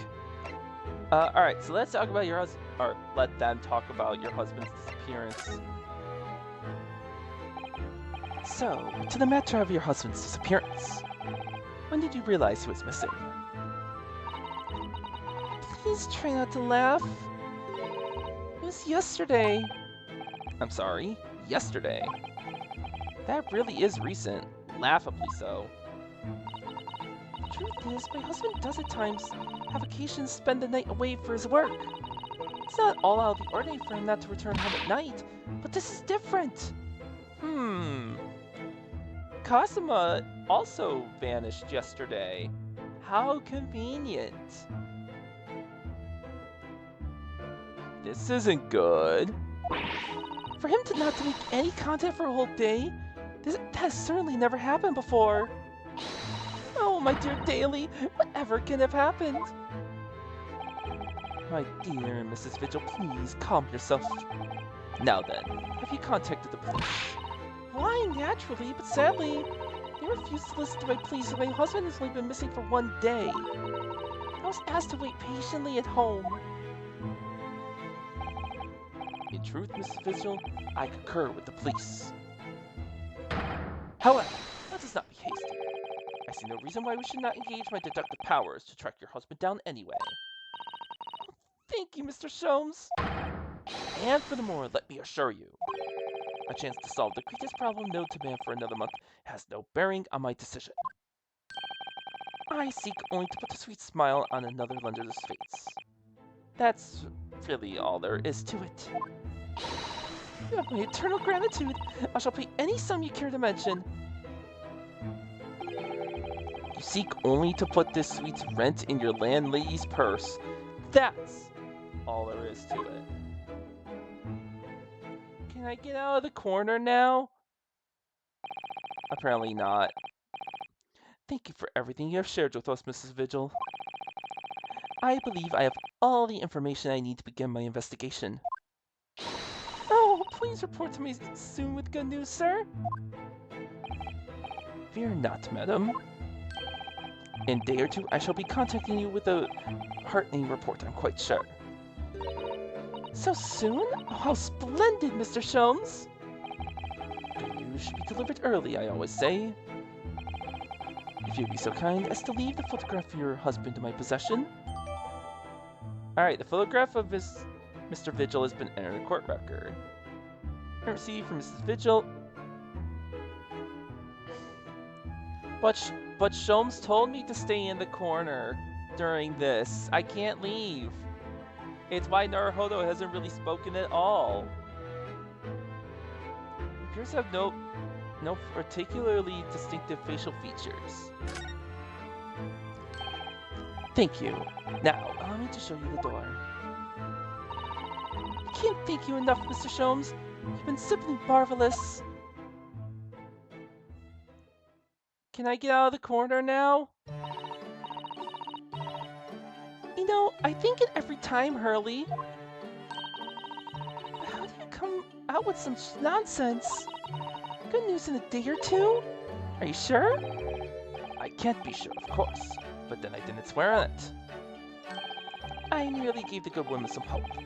I hope to be able to give her good news, one might say. After all, the rent must be paid by the end of day tomorrow. Ah! No, Naomi, you can't just drag me out like that. Ah! Ah!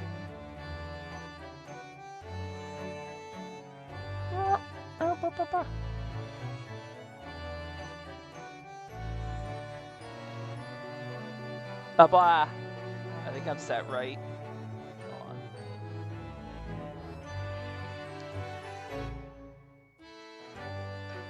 Time for the great detective to investigate his own grave. Oh no!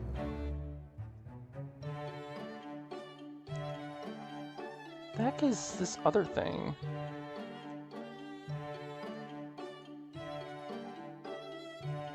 Oh, that's the reactive thing. Whoops. Alright, I'll worry about that another time. Oh, that's the PNG. I was messing with stuff. I didn't know what I was clicking on. Nut. I wasn't trying to nut. How dare. By the time I successfully looking, there we go. If by that time I successfully locate Mr. Vigil, we shall be mutually relieved. Wouldn't you agree, Mr. Naruhodo? Don't look at me with those pleading eyes. Well, my dear fellow, did you hear the details of the case? Yes, my hearing is surprisingly good, actually. Excellent. And what did you make of it? Well, I was surprised to learn where her husband worked, at Barclay Prison, I mean. Ah, so you noted that. Of course, especially with the mention of Flowgate Cemetery. Yeah, Flowgate Cemetery is at the rear of Barclay Prison. So it was renowned among us students at the university for being haunted by the ghosts of condemned convicts. Barclay Prison is where that notorious man was incarcerated. The professor. And now a warder from the prison has mysteriously disappeared, it would seem. It's all very peculiar. Yeah, I'm fine. I'm okay. Indeed, but nothing you can't handle, I'm quite certain, Mr. Naruhodo. Sorry? Run along to the prison and see what you can glean. Would you? It's the prison governor you want. No doubt the man is equally worried. But aren't you going to go yourself? Surely you needed to ask. I can't possibly be seen out with this hair. Oh boy. Really? But didn't you go to Lime Street with that hair? That was a quite different matter. So, I leave it in your capable hands. Now, if you excuse me, I'm rather busy. What? Of course you are. Bruh.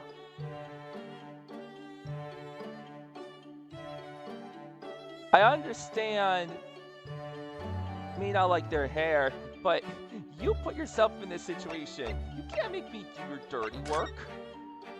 Just because you fucked up.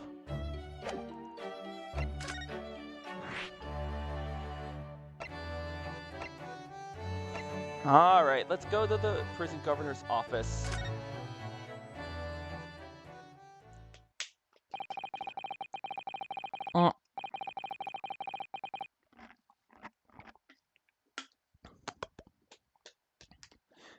Barclay Prison is on the outskirts of London, backing onto a lonely burial ground. Its 4 high outer walls loomed quietly before us in the fog. Having requested a meeting, we were shown to the governor's office in the watchtower. What is that clock? What is going on in here? You got different chains on the wall, like a torture room. You got an axe, you got a gun. Some kind of a... What kind of gun would that be? If anyone here knows guns.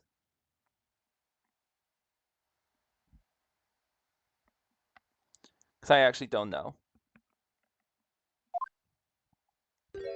Oh. Well, this place is full of hardened criminals.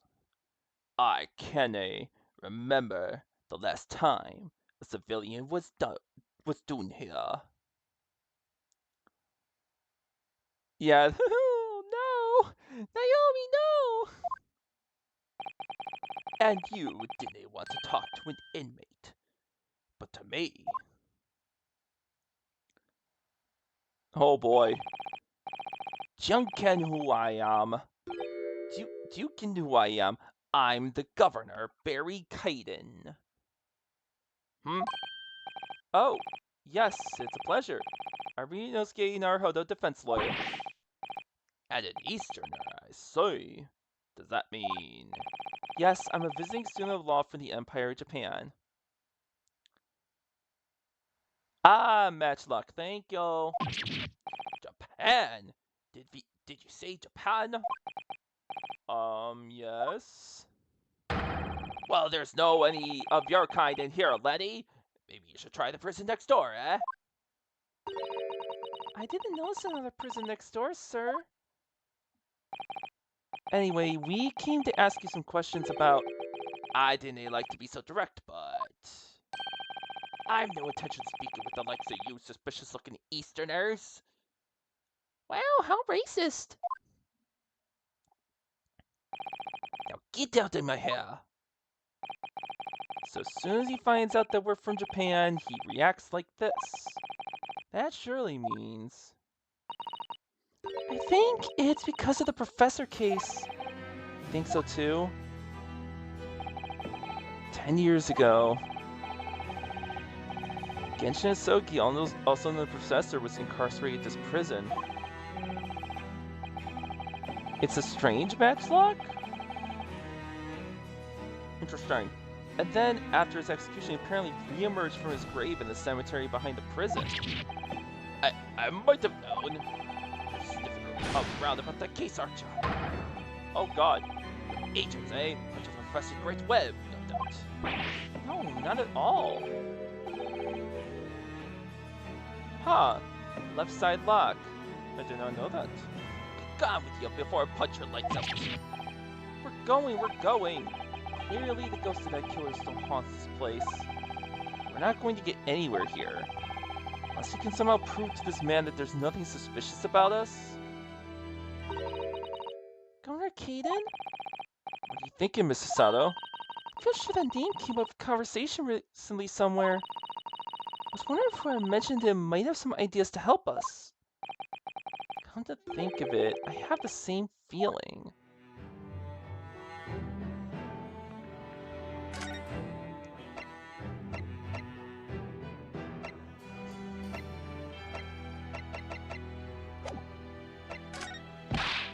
I said get out! Oh. Alright, we're going back to the hotel.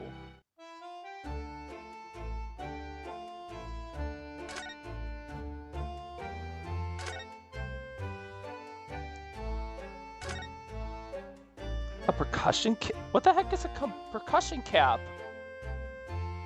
Mikotoba. That's percept for the Mikotoba over there. Ah, hello, you two. I was just taking a moment to catch up on the world now that I'm packed. But where's Shichikoku? Yes, he's not the relaxing sort. He's taken himself off to pay his respects to all the legal bigwigs. He only just arrived in the country today? Goodness, he's full of energy. Professor, you mentioned something before about how you know the prison governor of Barclay Prison. Oh, Governor Kaden, you mean? So it is the same man. Father, you must speak with the governor. But he refused to talk to us. He said we were suspicious Easterners. Well, I'm sure if I accompany you, it would be a very different story. Oh, would you? That would be wonderful if you have time now. Sadly, as you can see, I'm very busy at the moment. Is he drinking coffee on a comfortable settee? Oh no, I have rather a lot to prepare for tomorrow, you know? Ah, gotcha. Oh, sorry, I didn't say that out loud, did I? Mikotomas are alarmingly good at reading people's thoughts. Or could it be that you Naruhodos are alarmingly bad at hiding your thoughts? That's wild. Let's not fall out now. I have an idea. What's he writing on that piece of paper? Here's a letter of introduction for you. Hopefully when he sees my name, he'll change his tune. Thank you. The letter of introduction... a note of introduction on our behalf from Professor Mikotoba to Governor K. Hope you now will be willing to talk to us. Good luck then. Thank you.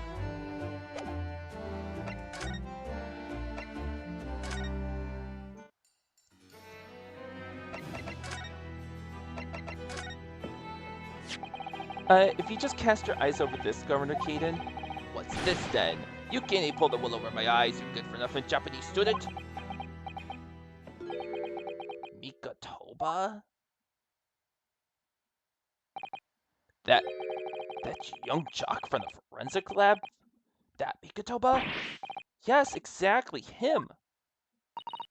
Oh dear, perhaps I should have said something sooner. I'm Yujin Mikatoba's daughter, Susato. Caps are small, brown, metal cups are primer inside. Emerald. Channel goes to your powder charge. Embers into the. Okay. Still a long process, it seems like. I'm Yujin Mikatoba's daughter, Susato. Jinx, you're the young man's daughter? And you didn't think to mention that before? What the fox doing? The fox is, in the governor's office. A lot of stuff that came up in the last episode, it's all happening in this one. And yes, I've learned a little bit about classic firearms. Yes. I do apologize. Well, you'd best take a seat and offer you a cup of tea, perhaps. And didn't forget to try one of these, we handcuff biscuits. Yeah? Yeah? You do?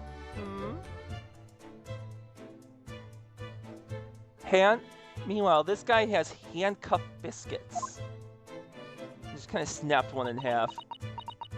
Your father's influence is nothing short of amazing.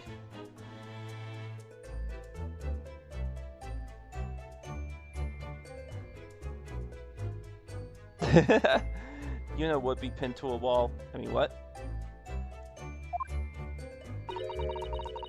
I'm really regretting not announcing who I was from the outset now. So then, what can I do for you, Hen? Well, we're currently investigating a case. It's one of your warders, you see. He's gone missing. Missing? That's right. It's surely been reported to you as well, being the prisoner governor. Prison governor? I am near nothing of the sort. There's no missing persons in my prison. Oh! But how can that be? It's Mr. Daily Vigil, your chief warder. Vigil? That's right. His wife came to us and asked us to investigate his disappearance. Let's skip the part about him only going missing yesterday for now. Okay then. Clearly that means something to him. Would you be so kind as to tell us what you know, sir?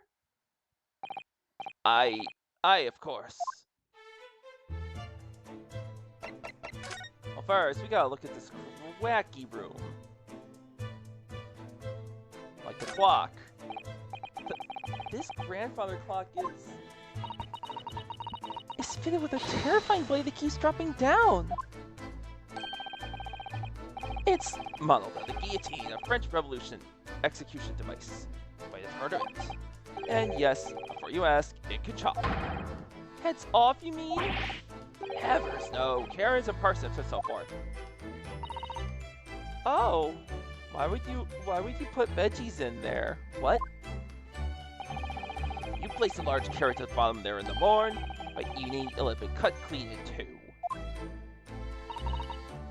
Well, the blade must have an almost indescribable edge on it then. That seems like a waste.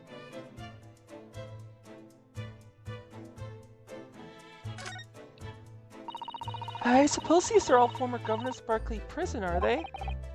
Either that, or former inmates whom the governor sent to the gallows. Oh dear, not such severe expressions, I really couldn't deny either possibility. Especially the one on the extreme right. This version goes beyond severe into a whole new territory. That one's me. Ah! I'm terribly sorry, sir. Is it a prerequisite of the job, perhaps? Having severe expression, I mean. Of course it's not. Although, it is taken into consideration. A lot. Right? Right, guy? I know. Who would?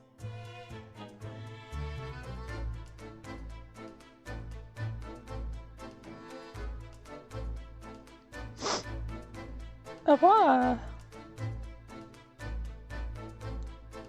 On.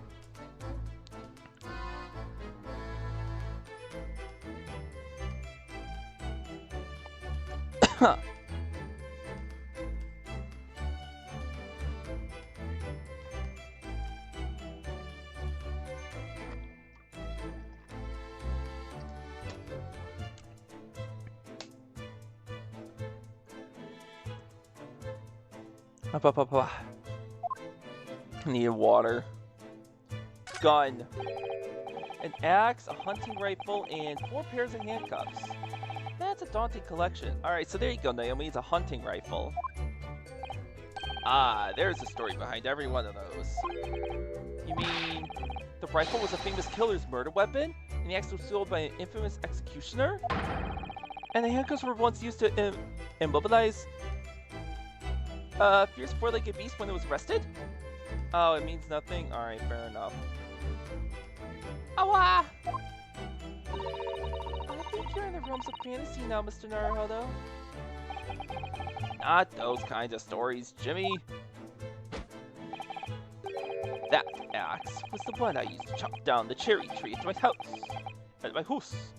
Mrs. Kaiden wasn't best pleased. And the cuffs on the left are the ones I caught my first burglar with back when I was a bobby. Stories were a little different to those you imagined, I think, weren't they? Fair enough. Yes, to my relief, and in some small way, my disappointment. Burb? I never expected to find a parrot in a prison. Must be the governor's pet.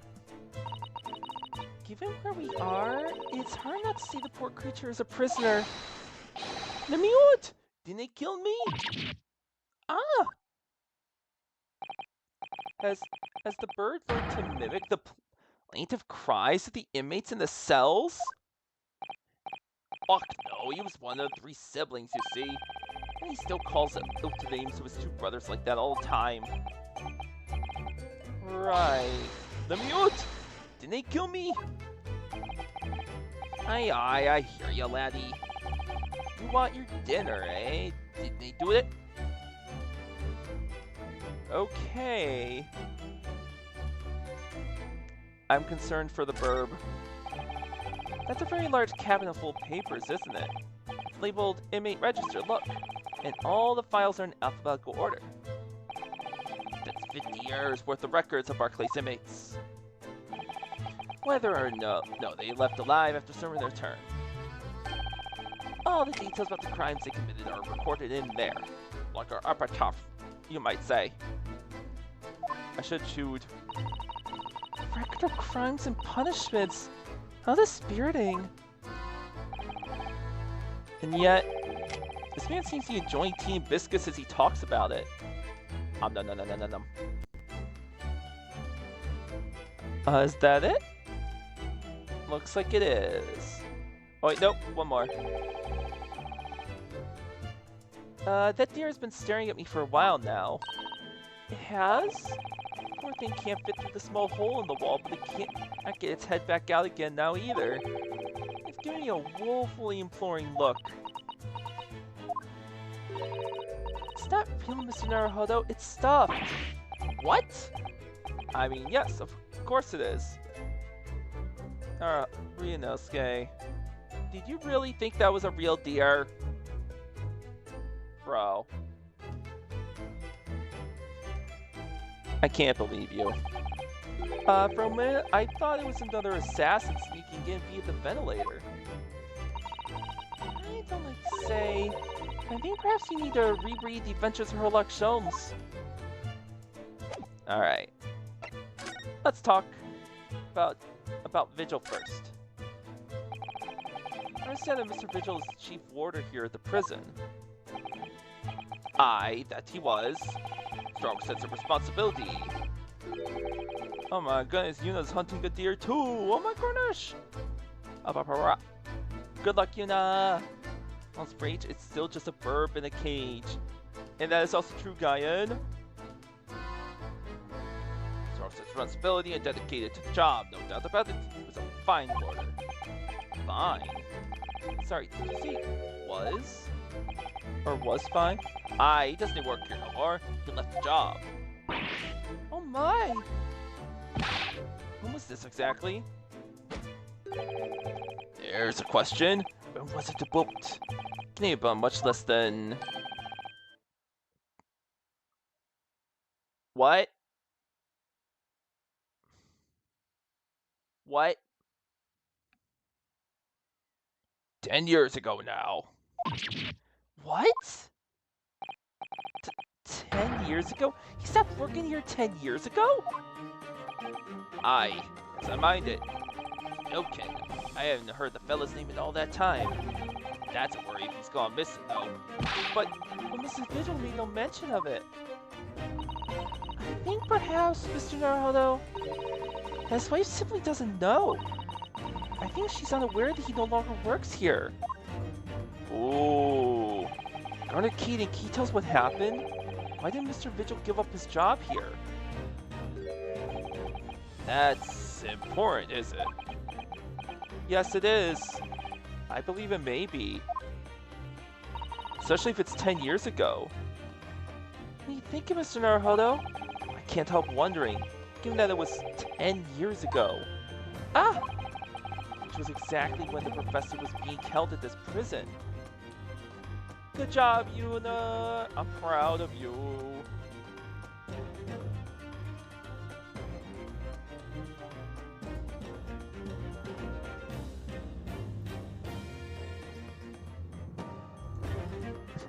It's a Scuddy! Hello! Being held at this prison.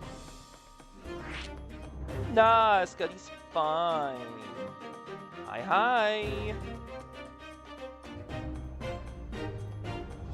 How you doing, Scuddy?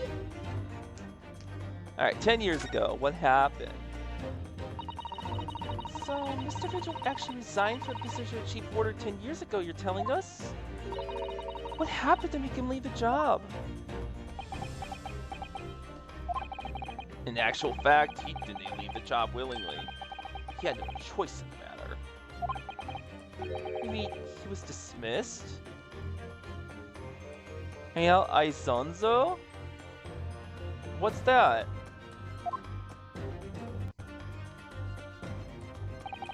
It was after a particular walk. Sorry, a walk? That's a word for it in here. A walk to the gallows. And an execution. It's the job of the Chief Warder to prepare the gallows tree and oversee any executions, you see? Gotcha, Scuddy. Only Vigil did something unthinkable on that last walk he was manning. What'd they do? I'm sorry, but I can't reveal that information.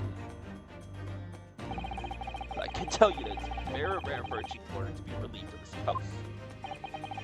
Well, why wouldn't Mr. Vigil know about it? Alright, get your food, Scuddy!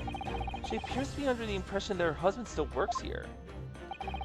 I wouldn't think anything about that, I'm afraid. Can you perhaps answer one more question about the circumstances of his dismissal? And what would that be, then? That last execution that Mr. Vigil was responsible for overseeing... Was it by any chance the professor's? My thoughts exactly, yup. It had to have been. I'm sorry, I really am.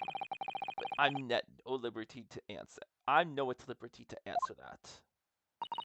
I see. Then that's probably the case. Well, now it's a real mystery on where he possibly could have gone.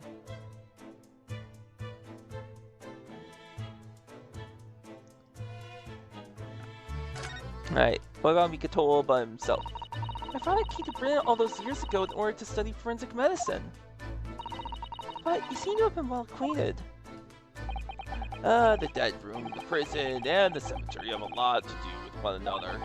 After all, they need fresh corpses for forensic research. Do you know, Kin? Yes, I can imagine. The advancement of medical science isn't always particularly palatable. Your father worked in the lab just on the far side of the graveyard, in the basement of St. Sinners. It's still in use today. Saint Sinners? That's come up before, I'm sure. Yes, that's right. We've been there. Mikotoba and I often used to ride in a carriage together and negotiate terms. For more fresh material, I suppose. I used to sit in here for hours and gab on a boot section, all sorts. I could take you back. Over a pot of tea and a plate of cup biscuits, of course. How charming.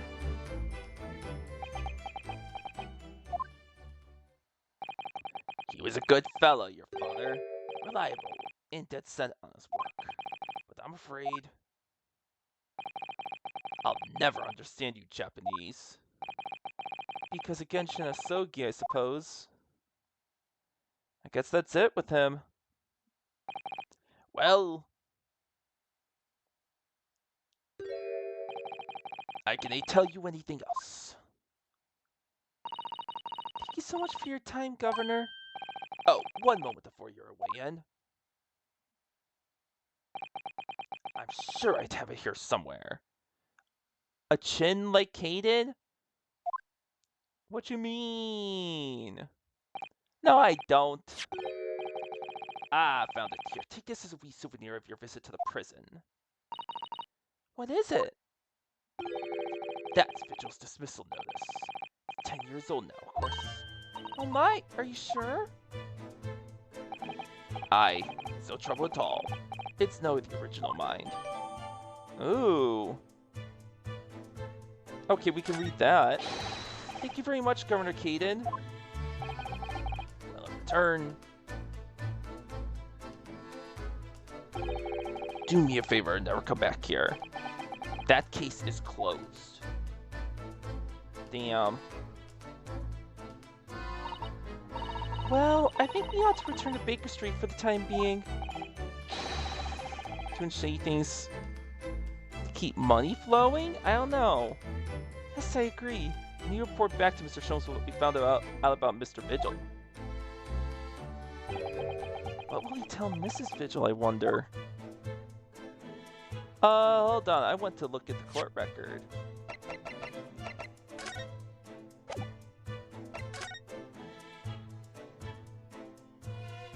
Oh! Oh, it looks like this is some sort of steamship ticket. The SS Kraus, first class cabin 001. Yokohama departure 11 September, London arrival 1st November. Ah, that's the boat Professor Mikotoba and Judge Jigoku came out for Japan, isn't it? Yes, I think it called at Dunkirk on the north coast of France for a night before finally arriving in Dover. I think it's been almost a year since we arrived in Dover on the SS Burya. Seems a shame not to keep your tickets until your trip, don't you think? Yes, I agree. I have mine safely in my diary. I keep mine in my wallet, so I have it with me at all times. Oh, well, strange. Where could it have gone? Are you like this on purpose, Mr. Naruhodo? Did I imagine, or was that comment accompanied by a little sigh? Oh! It's written on the back of a ticket for passage on a steamship. Wait, why is this important? Well, I'm glad I read it. Professor Mikotoba's wonderful handwriting, doesn't he? This dark-suited young man is not in the least bit untrustworthy. Is it just me, or does that make me sound extremely untrustworthy?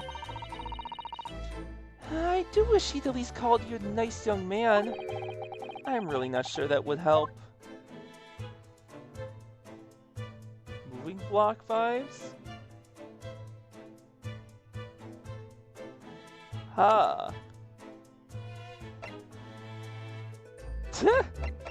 Fair enough. Alright, notice the dismissal. Chief ordered daily vigils relieved of his post with immediate effect for having violated Clause 132, Her Majesty's Code of Conduct for prisons. All rights to redundancy, pay, and other financial benefits are fully revoked. That was June 25th. Aiding and abetting the escape from this prison of convict blank just prior to his execution. What? Did he try to help?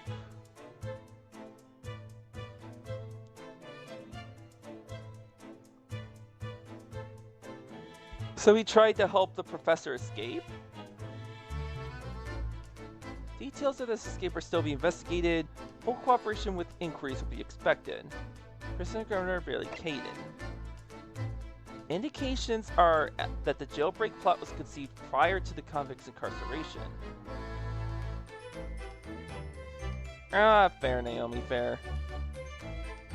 It's believed that the convict engaged in some form of negotiation with prison staff in order to secure assistance. Full disclosure of information regarding these negotiations will be demanded.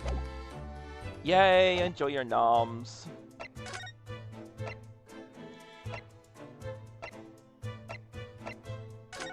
Oh, what's happening here now?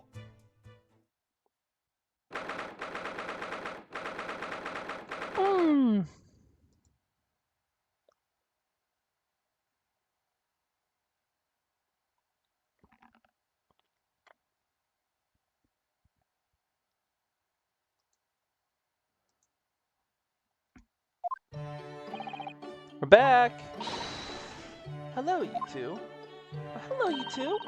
I thought you'd be back before long, so I baked some scones for us all.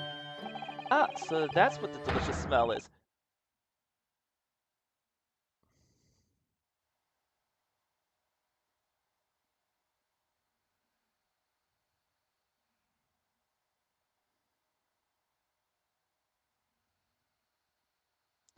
What the fuck happened? No, because it's blue, and I like blue. I'm just like, how did this happen? Greetings, my dear fellows. You've returned a good deal sooner than I was anticipating.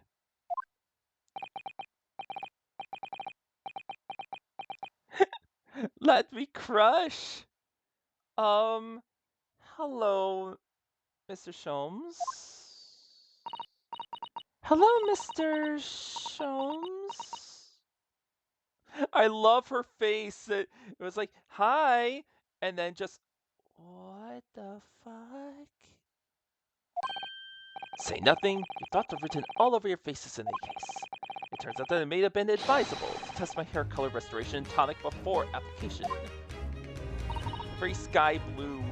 Oh my! Pray, tell me, what of our warder friend? Have you garnered some new information?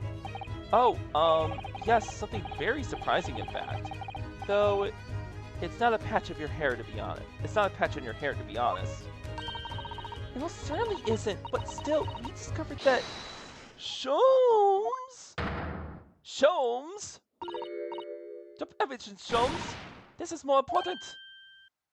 Gina? I can't Adam and Eve it. Gina, are you okay? What's happened? Clearly a very grave matter indeed. Miss Lestrade made no mention of my hair whatsoever. Are you okay? It's the boss. What do you mean? Inspector Gregson? The boss is... He's dead? What? No. No. There's no fucking way he's actually dead. No. I refuse to believe him. I refuse to believe that. What? They just found his body. Shot with a pistol. What? But Inspector Gregson? He was murdered? No! Not Grexy! Come in, my dear girl. Tell us the whole story.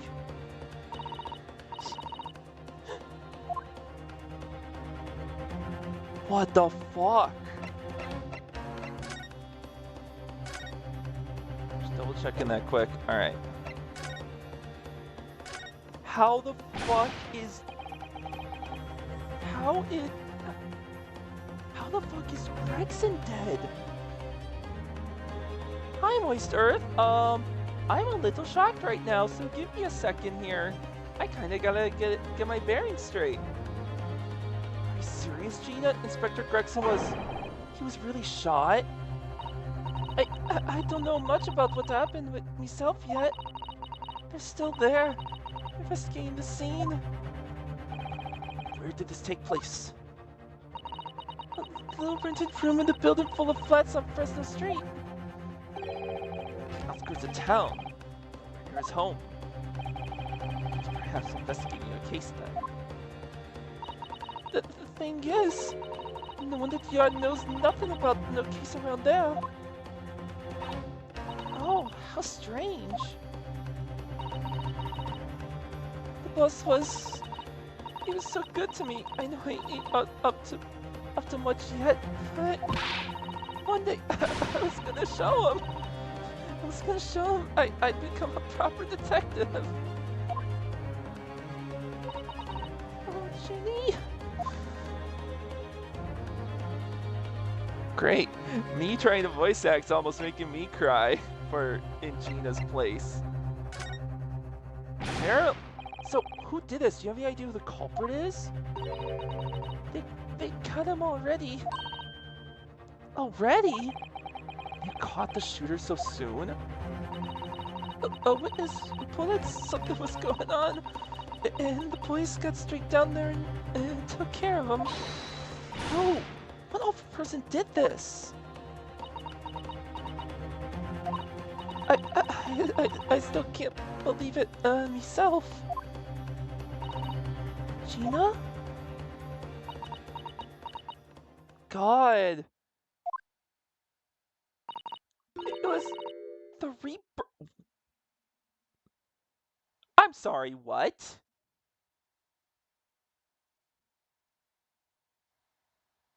Huh? Excuse me?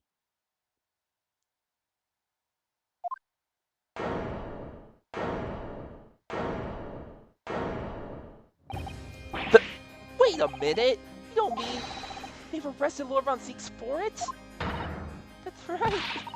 That Reaper Blook's gun, it shot the boss! No! Looks like I am gonna defend him. Lord Von Zeeks? What the fuck is going on here? This is completely different.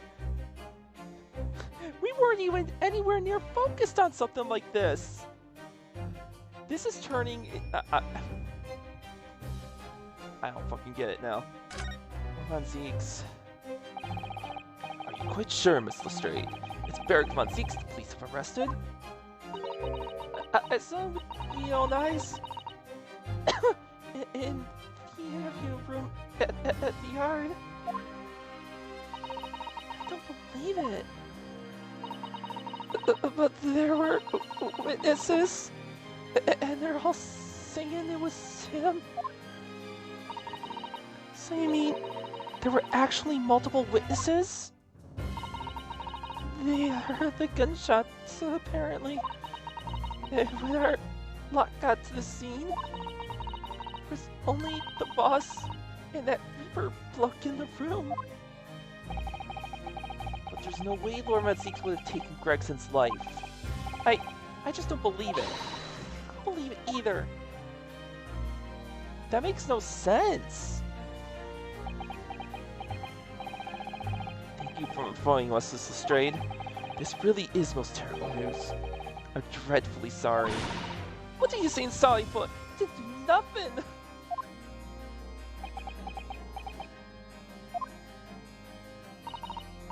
Well, anyway, I'm taking a cab over to the scene right now. Please come and all. As soon as you can, you've got to help.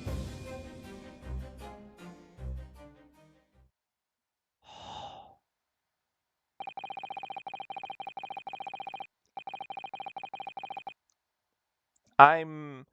What a whirlwind getting hit by. I never. Gregson has been a character since episode 3 of the first game.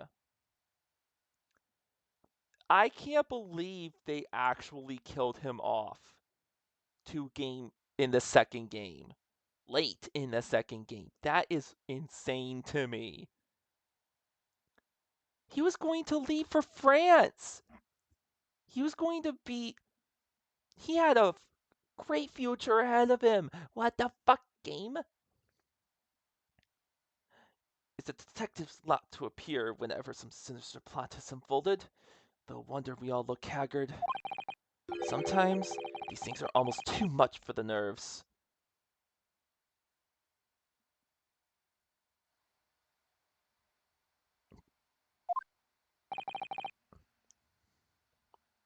Mr. Sholmes? What use is there being a great detective that failed to see something like this coming, huh? How can I let this happen to Gregson? To Gregson.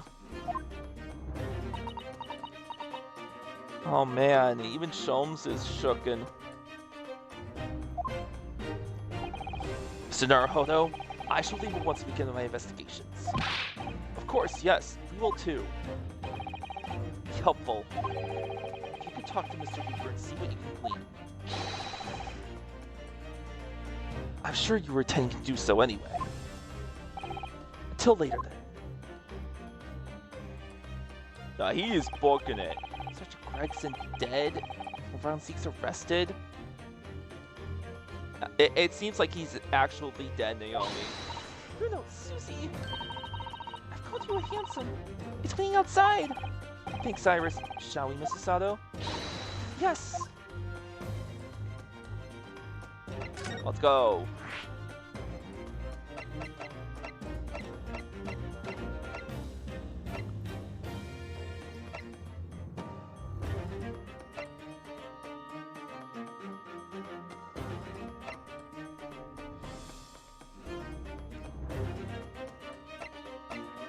Oh, do we go to...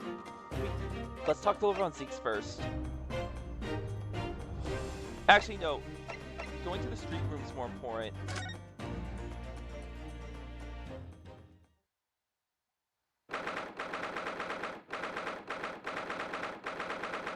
Room on Fresno Street.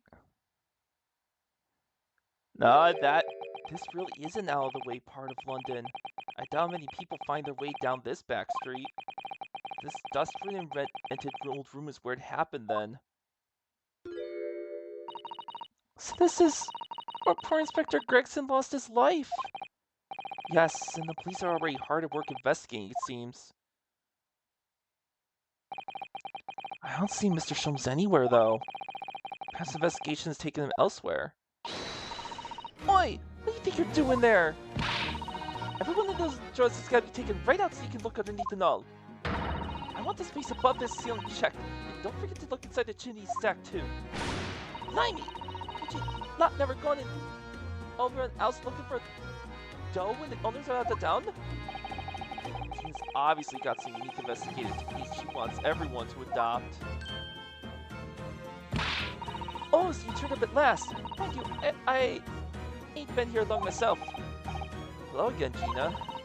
Sholmes has only just left. You're lucky you missed that. You went prancing around and you pointed to stuff inflicted that added it isn't just scaffold. Naomi, I'm pretty sure he's actually dead. They took his corpse away. Oh, he's finished investigating already, you mean? Yeah. It didn't stop saying nothing to no one. Not even me.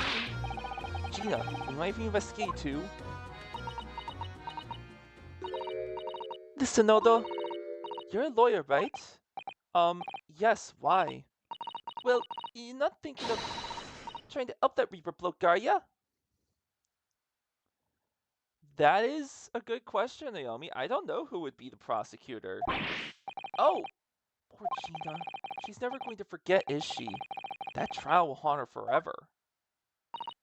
Gina, if you don't mind me saying, if Forensics really is responsible for this crime, he will be duly and fairly judged in court. I suppose you're right there. Go on then, Otto. Get investigating. I want to know the truth about what really happened here. Thank you, Gina. I'm glad Gina understood. Oh, alright. It probably will be Strongheart.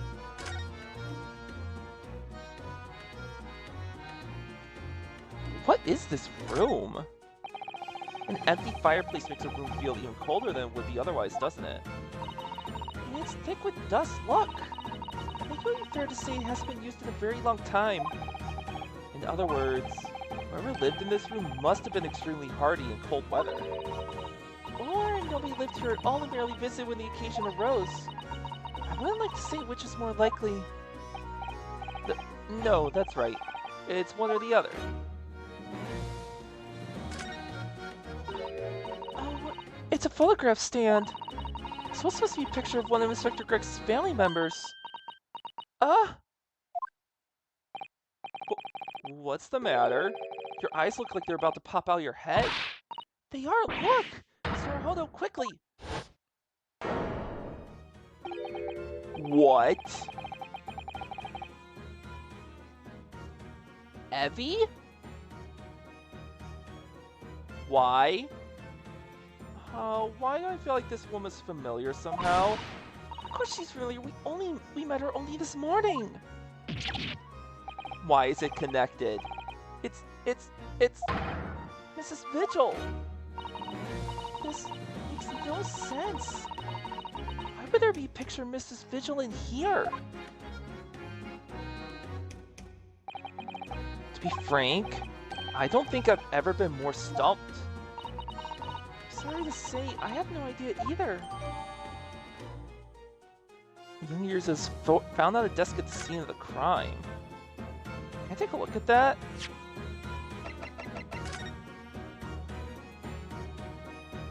Nothing else. Okay. What's this board? This looks like some sort of notice board or something. It's absolutely covered in scraps of paper. Ah, Mr. Naruhodo, look! This It's an autopsy report, isn't it? these are case notes here and details of prison inmates. Yes, in fact, they're all sort of documents that only a detective could normally acquire. So this must have been Gregson's, like, secret hideout for investigations? What's going on in this room? Some old newspaper cuttings. Ah! And there's one here! Oh yes, the advertisement, you mean? The red-headed leak. But why? Wait, what? Why is the red-headed leak in this? What's that doing here? Whoever occupied this room was clearly interested in it for some reason. Why is that connected? Excuse me. Oh, Inspector... Oh, sir. Oh, Inspector. Oh, sir. Poor man. He can't possibly be able to focus on investigating. He's so upset. Aww.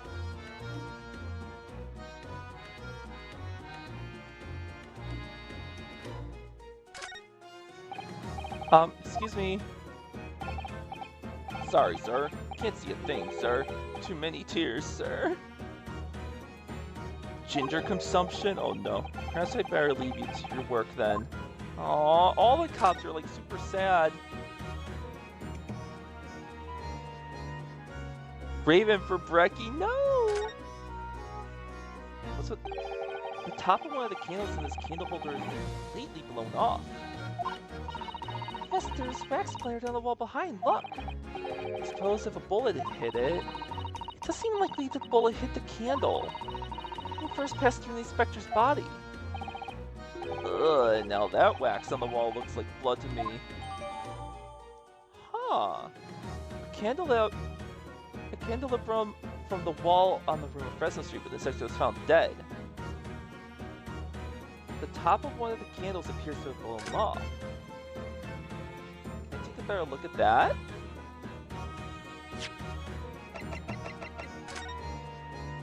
You can. Ah! Some black marks here, look! Yes, they look like some sort of scorch marks.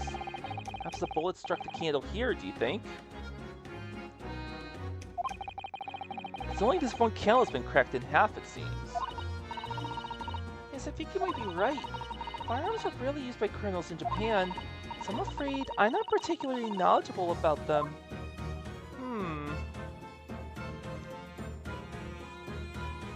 Interesting. I mean, maybe these two were the only ones that were actually lit? Huh. Somebody's very haphazardly nailed those boards over the broken glass, haven't they? Couldn't even really call it a window anymore. Well, if you remember the window in Mr. Natsume's room, that was totally blocked up with bricks. This room does at least still let in some light, so you could say nothing more about it. I'm starting to feel even more sorry for Mr. Natsume now. Excuse me.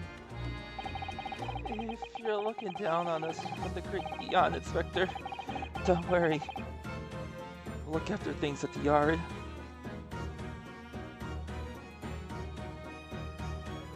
Ah, that could be. I'm interrupting some deep thoughts here. Yeah, Naomi. They all saw him. He's absolutely fucking dead. Like, there's no hiding it. Oh, what's this? It would appear to be a little model policeman. And it's rather charming, isn't it? In a way. Seeing as it's on the floor here, do you think it belonged to Inspector Gregson? It's a little hard to imagine Lord Von Zeek's playing with something like this.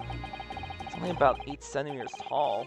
It could have fallen out of someone's pocket, I suppose. I should record it as evidence just in case. Maybe.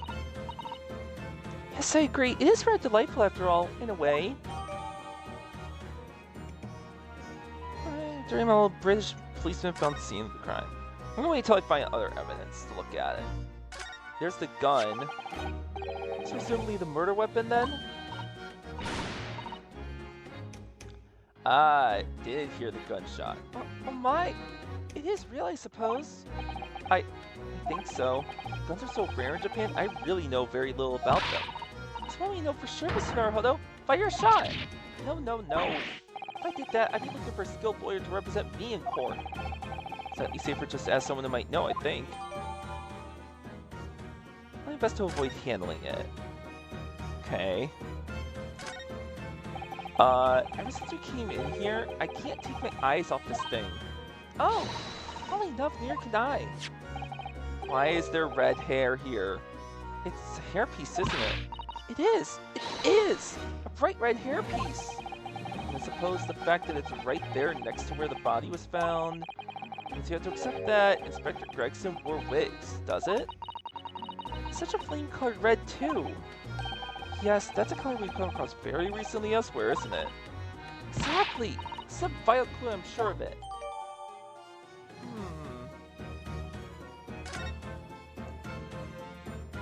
Maybe the red hair group is actually some kind of cult? And that Gregson was investigating it but got too far? Yeah, that's a lot of blood. So I suppose this is where the victim... That's right, the rope is laid around the body to show exactly how it was found. I'll look at it in a second, Naomi. Poor Inspector Gregson himself would have already been taken away. It would probably be under Dr. Sight's scalpel by now, if not for what happened last week. For the shape of the rope, it appeared that the inspector was curled up in a ball.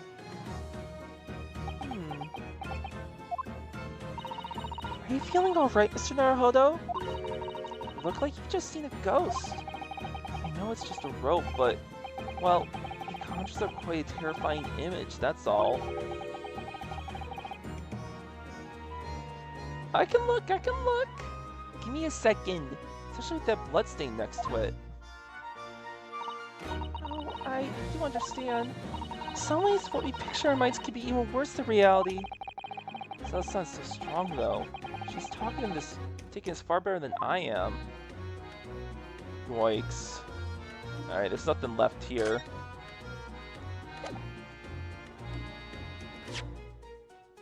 Alright, let's take a look at stuff.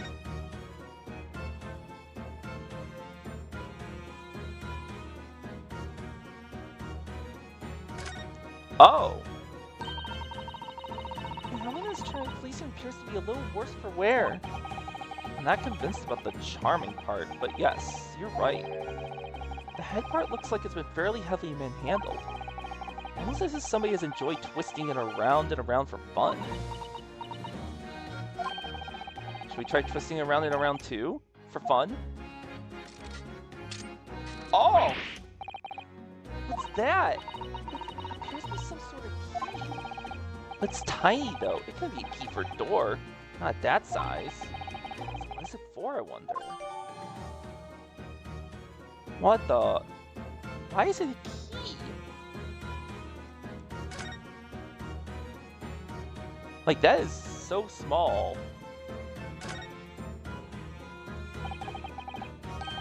This looks like some sort of key. Yes, it does. A very tiny, simple key. What's a little key doing inside the figurine of a policeman in the first place? What's it for? Okay.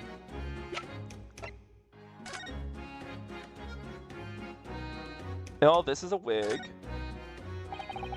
I always wondered what the underside of a hairpiece looks like. That doesn't surprise me at all, Mr. Naruhodo. You always want to see what lies beneath, don't you? Oh my god, that's lewd. I'm not sure that's quite how I'd put it. You must have to use lots of birdline to keep it in place on your head. So doesn't get blown off in a gust of wind, I mean. That might be a little inconvenient when you wanted to take it off again, don't you think? Nothing special, okay. Well, here you go, Naomi.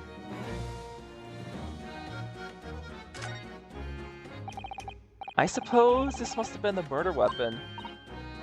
Oh my, it is real, I suppose. I think so. Guns are so rare in Japan, I really know very little about them. Perhaps someone more familiar with firearms could shed a light on the things here? No latch? Zih! Well, maybe they'll explain it. Hold on.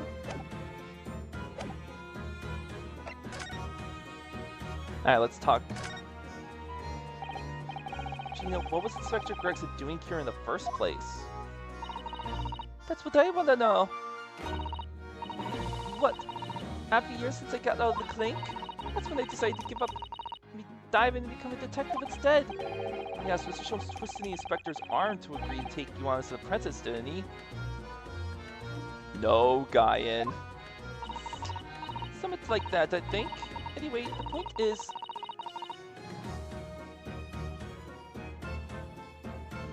That's just butt. Alright. Let's see what they explain, Naomi. Whoever we could talk to about guns. I didn't really know much about the boss till then. It turns out, he's a bit of a legend at the yard. Goodness, really? They say he managed to solve some really tricky case, just like that. Did? Yep. And ever since then, he started going out on all sorts of investigations, but always on his own. No one else at the yard even knows what half the cases he's working on are, apparently. That's not how it's supposed to work, is it? What's the legendary inspector doing in a dingy little room like this? It could be a clue, Naomi. You don't know that. We don't know about guns. The characters don't know about guns. I know he had a lot of respect for the Reaper and all.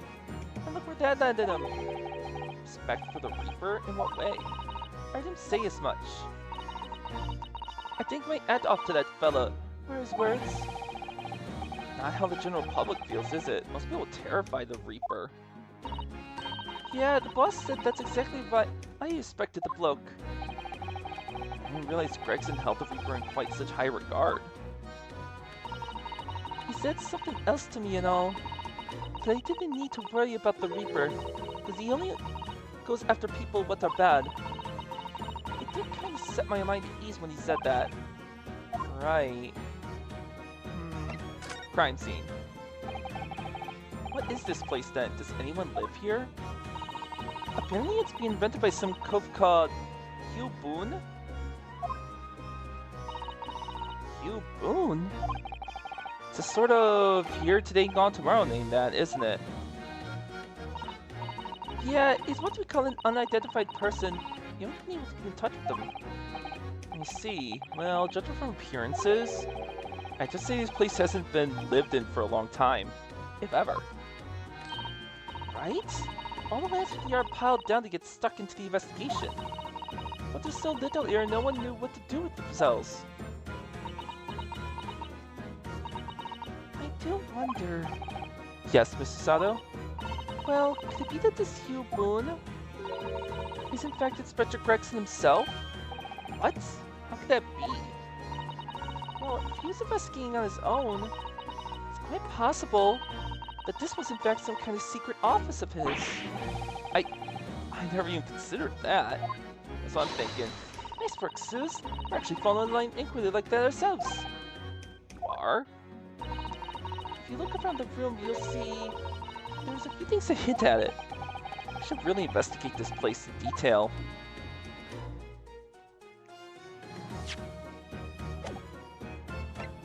Alright, let's talk about the incident. You see, that's where the poor inspector was found, over there. Yeah, that's right. They said it was a single bullet what did him in. Apparently the bullet went right through him and struck the candle tree on the wall. Oh yes, it's blown one of the candles apart completely. And the gun used is there on the floor. It's a Reaper, isn't it? No denying that. What? Really? How do you know that? Take it easy. I don't know what to do with yourself when you stare at me with the big white eyes. I see whatever. I don't know much about guns myself. Just some bigwig lawman or whatever who said so. Why don't you ask him? Bigwig lawman, is it? Anyway, Fresno Street runs along under that window there. There's some street sellers just outside of the gunshots.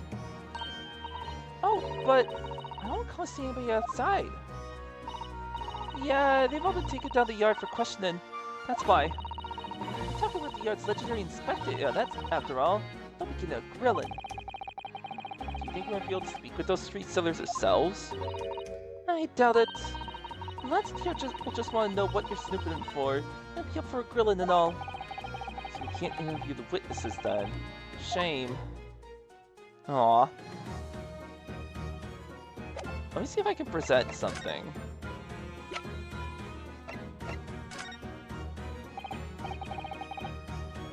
I'll take a little fox. A what?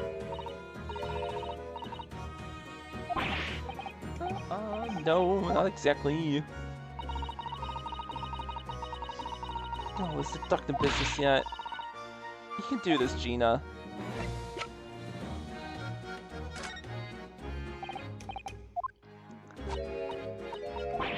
I wonder where the fox is.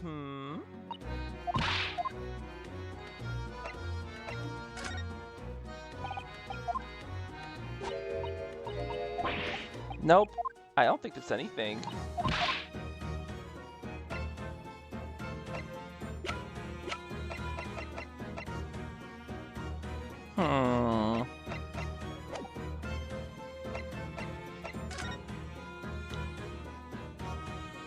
I'll come back.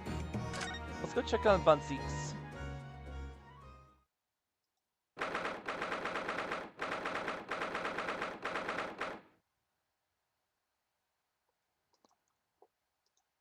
God, how many...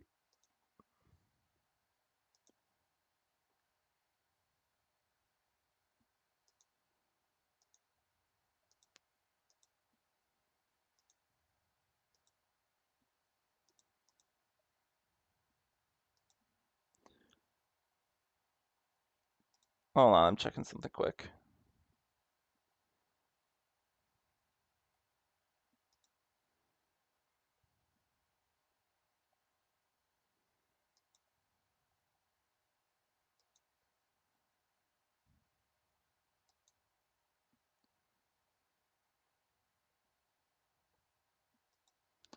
Alright, I'll deal with that once I'm done here. Oh, there's Von Zieks. There he is, Lord Von Zieks behind bars. So it's true, he really was arrested. He's sitting with his back to the wall, reading something. I don't think he's noticed us. Lord Von Zieks.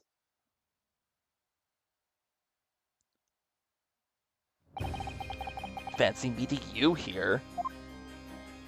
The last place on Earth I'd like to meet.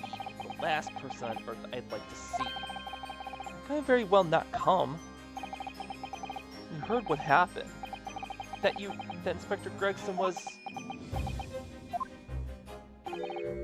Go home. This has nothing to do with you. But... Forgive me, Lord Von Zieks, but I must disagree. Mr. Gregson was very helpful to us on a number of occasions. We're indebted to him. At the very least, we owe it to him to find out the truth about his death. You must help us with our investigations, please. There's really nothing I can tell you. What were you just reading at the back of the cell there? Was it something related to the case? This? The Yard isn't quite so cavalier with its information as to share case details with the suspect. This is a letter from an old acquaintance. Oh, who might that be? Someone you know, as it happens. Albert Hairbrain. Of course, yes. I keep forgetting they went to the same university. And I would like to read my correspondence in peace. Let's get this over with, shall we? What is it you want to know? Strange. I mean, let's face it, Lord Von Zieks never minces his words. But they seem to have less bite than usual somehow. I mean, he was kind of arrested. Alright, let's start talking. What happened? Can you at least tell us your side of the story, Lord Von Zieks? What happened? How much do you already know? You know that the inspector was shot dead in a small rented room on Fresno Street. That you were found there by the police when they arrived on the scene and immediately arrested. We were told that there was nobody else in the room and that some witnesses heard the gunshot. You're well informed. And there's really nothing I can add. The truth is, I don't know what happened myself. But the gunshot, obviously you didn't fire the gun, did you? I'm not in the habit of shooting the people I work alongside. I also heard the noise. However, before I had a chance to investigate, I was apprehended by the arriving officers. So he doesn't actually know what happened. Ah. I might ask, what were you doing in that place to begin with? I don't need to answer that. Oh! After all, you're not representing me. He's going to need a lawyer, though. Oh, let's talk about his defense. Who's going to be representing you in court, Lord Von Zieks? Anyone other than you, I should imagine. Huh. Would I be right in assuming that you have no representation as yet? Defense lawyers shy away from any trial involving Reapers, I'm sure you know. But this is different. In my career, of all the defense I prosecuted, only 19 have ever been acquitted. Of them, 16 subsequently died in mysterious circumstances. Questions will be asked now. Surely not. I assure you, no defense lawyer will want to touch me at the end of a barge pole. You didn't actually have anything to do with those people's deaths, did you? It's been 10 years now that I've been known as the Reaper of the Bailey. Believe me, nobody wants to know the true identity of this killer more than I. However, it seems things may come to a head before I have the chance to uncover the truth about that. What does he mean by that? Oh! Hold on. Was it potential investigation into all those deaths?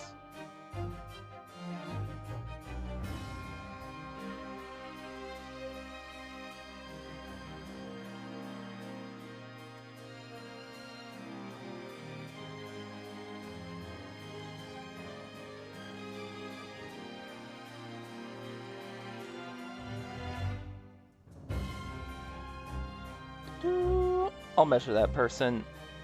I feel like it's a scam, but we will find out as I'm streaming. Which will be the second person in that server in the same day. Alright, so about Professor Harebrain's letter.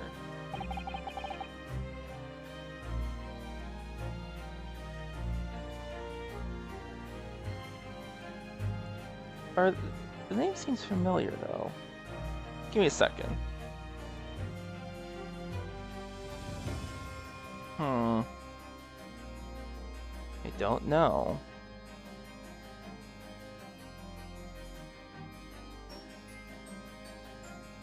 I just need to check something quick.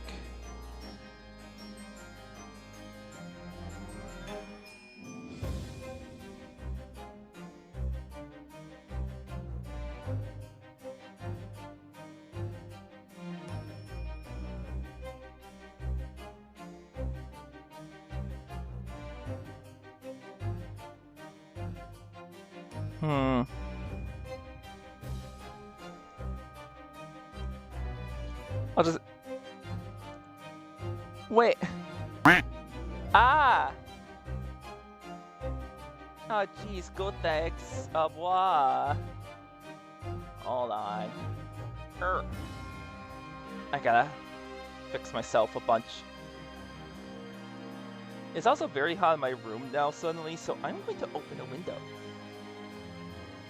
Some of the hot steam out. Because my PS5 just loves to heat up.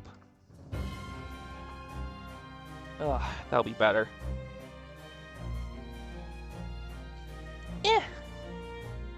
Hold on.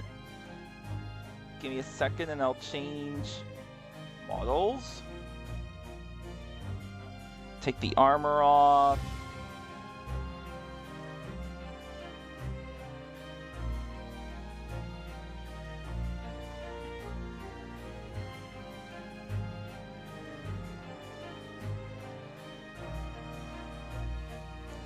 No! Naomi, no! I don't know what you mean. I don't know what you're talking about.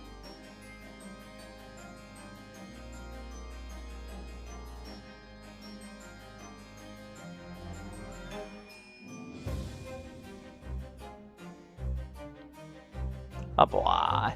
After the trial, Professor Harebrain was supposed to go straight back to Germany, I thought. It's a letter to inform me he was safe around at home. I arranged his passage by sea and rail.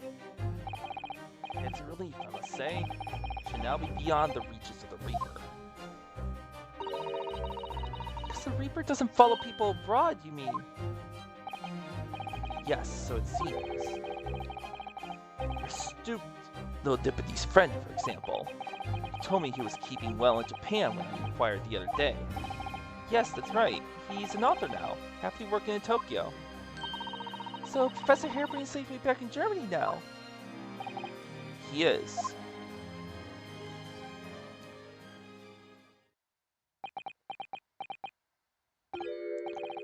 So it appears our conversation has run dry. There was a 2-second silence, that's all. Well, in any event, if you'll excuse me now, I wouldn't like to detain you. I was wondering, Lord Von Zeeks, if you'd like, I'd be happy to advocate for you. You trust me, do you? Yes. I've heard you speak many times in court. I've seen how you treat people, so I'm quite sure that you would never have taken another's life. It's just, my feelings can't be used as evidence in the court of law, sadly.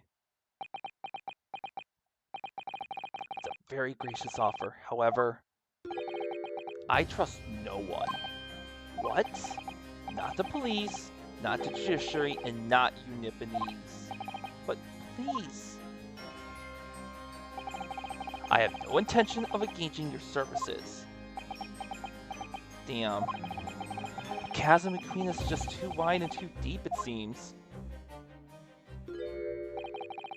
I'd appreciate if you don't visit again. Then neither of us will waste any more time. Damn, what do I do? Perhaps we need to dig a little deeper. And find out more about Lord Von Zieks and what happened to Inspector Gregson.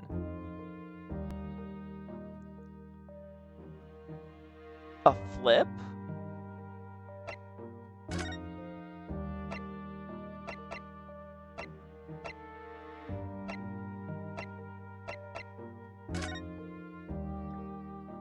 Oh, we're going to...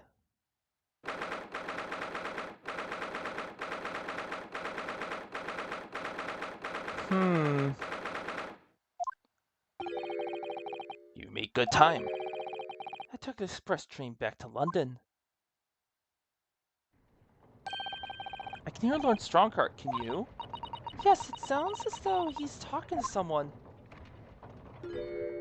Kazuma! Is everything in place? Who knows, Naomi?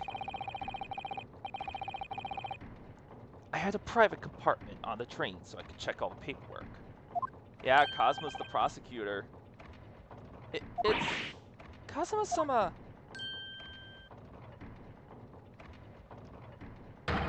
Ah, your timing is impeccable. Nice. I was wondering what was happening, Kazuma. It is? No doubt you have heard the sickening news. About the Reaper's latest devilry. Yes. I'm sure you don't believe it, of course, though, Lord Strongheart. That Lord Von Zieks could have done such a thing to Inspector Gregson.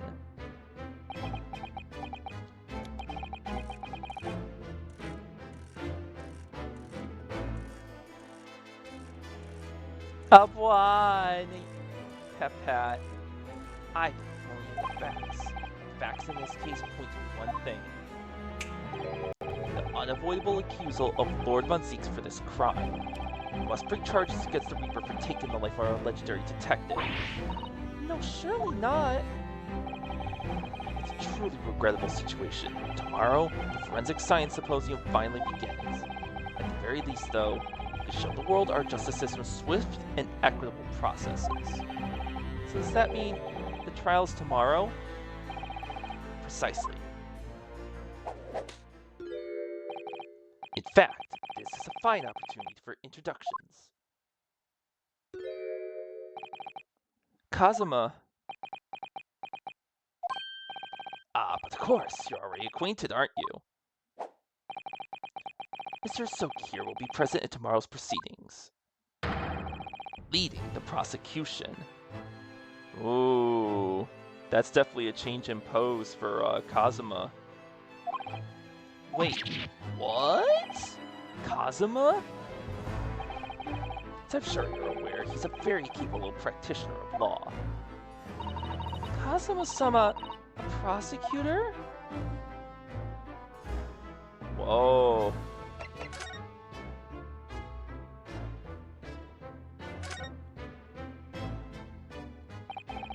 I'm sorry for all the worry I've caused you, but it'll be alright now. Has your memory completely returned? Yes, completely. I remember everything, including what I was coming here to do. Right. Kazuma-sama, I can't tell you how happy I am to see you alive and well like this. But how did you come to be here in London when you were suffering from amnesia? It was the voice. This past year, I've been hearing it in my head constantly saying the same thing over and over. Go to London. That's where your destiny awaits. Interesting. It was that voice that guided me here to London. I'm so sorry for what happened. Anyway, my memory might have returned to me. There's something that won't return to the way it was before. Huh? What do you mean? I'm a prosecutor now, so I'm sure our paths will cross again very soon. So he's a prosecutor from now on. He's not going back. He will never become a lawyer. Interesting. Alright, tomorrow's trial. I'm sure you can imagine that tomorrow's trial will be closely followed all over London. In fact, no, people all over the Empire will be watching closely to see how it unfolds. There's no salvation for anyone in a trial prosecuted by the Reaper or the Bailey, and now the Reaper himself must stand in the dock. Quite so, the public want answers about the Reaper. Answers about how and why those who escaped conviction subsequently died mysterious deaths. Lord Von Zieks firmly denies any involvement in such matters. There have been thorough investigations that have proven him to be innocent. That's certainly true. Or it has been, at least until now. No, tomorrow's trial will mark the start of a new chapter in our country's great judicial history. So they're gonna use... So now... Why do I feel like Strongheart's the one that killed him? Just so he can jumpstart his,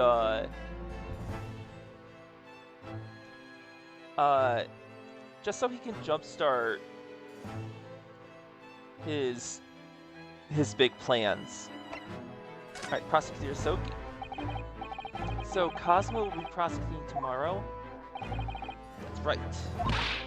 But he's a defense lawyer along Strongheart. Accomplished young law practitioners cannot pick and choose their roles. And imagine what it will be for the prosecution to know the strategies commonly employed by the defense. A devastating combination, would you agree? Absolutely. I don't doubt that all the Cosmo will be razor sharp as a prosecutor. But why Kazuma-sama? There surely many other highly skilled prosecutors in Great Britain. It was a personal request. I asked to be assigned to the trial. You asked for this, but why? I'll become clear tomorrow. I'm guessing you tend to stand for the defense, don't you? Although, the Reaper appears to be turning down all offers of representation. Right. I'm surprised such a personal request would have been upheld. It seems unprecedented. Quite exceptional, in fact. You're quite right, Miss Mukatoba. Tomorrow's trial will be unprecedented and exceptional in every way. Ah, after all, the accused are some raised prosecutors, the pride of the Empire. It would be unwise to keep the public to perceive it as the judiciary closing ranks. That's why you're happy to let a foreigner handle the prosecution? Inosuke, let's see how your skills have been honed after practicing law in this land for so many months. Cosmo, I don't understand why you're being so hostile to me now. This isn't going to end well, my friend. Alright, can you talk about the gun? Oh yes, we noticed that there was a gun at the scene of Inspector Greggson's death. Do you know if it belongs to Lord Von Zieks? That would be a question for the lead detective investigating the scene. Well, the thing is, she wasn't sure, so she told me I should ask somebody higher up who might know. That's right, Mr. Naruhodo. Be direct. Your father was issued to all personnel involved in the law force, so yes. Which includes prosecutors, as I'm sure you can imagine. In that case, it could actually belong to the victim. No, Gregson had his gun on his person. What about Lord Von Zieks? He claims it's currently not in his possession. What? According to his story, he lost it. Sorry, it's more than a little suspicious. Just because the gun in question is the same type as the defendant's is no proof that it's actually his. No, of course not. Nevertheless, the situation is great for Lord Zeeks. It's too suspicious for sure. Doesn't look like we're going to glean much more here. Well, thank you very much, Lord Strongheart. Remember, tomorrow's trial will go down in our Empire's history. There's much you could learn from the public gallery. Damn. Sorry to have taken up so much of your time. We'll see ourselves out. Hold it! Oh, hold it. Before you go, Ryunosuke. Oh, what is it, Kazuma? I just wanted to thank you. Kazuma-sama, what? You took my determination to heart and brought it with you over the ocean in my stead. You carried out my role to perfection. You always were intent on studying British law in order to change our own justice system. It was your dream, and Mr. Naruhodo didn't want that to die with you. Yes, but I had another purpose for coming here. Oh! I actually have a favor to ask, which is, this trial I'll be prosecuting tomorrow, I'd like you to be there to see how it ends. Right in front of you, as a defense counsel. Why? What's this all about? I know you have what it takes. But Lord Von Zeeks would never put his fate in my hands. On the contrary, he recognizes your talent. He does? It's not easy to see behind the facade sometimes. Here, have a look at this. That's Lord Von Zeeks and Inspector Gregson. And a photograph of him must have been taken some time ago, by the look of it. And who's the third person? It's gotta be his brother. It was displayed very prominently in the detective's office. In Gregson's office, you mean? Yes. What I'm trying to say is, if you really think you can trust the Reaper, you might find that some straight talking makes him take a different view. Take it. Aww. Can't believe Gregson kept that the whole time. I don't understand. Why are you giving me this? Just hurry, Ryunosuke. Visiting hours at the prison are almost over. What are you doing, Kazuma? This is a very elaborate setup.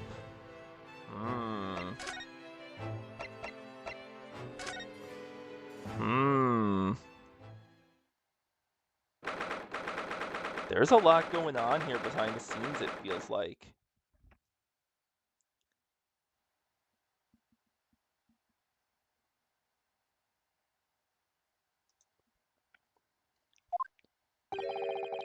Von Zeeks is still reading that letter.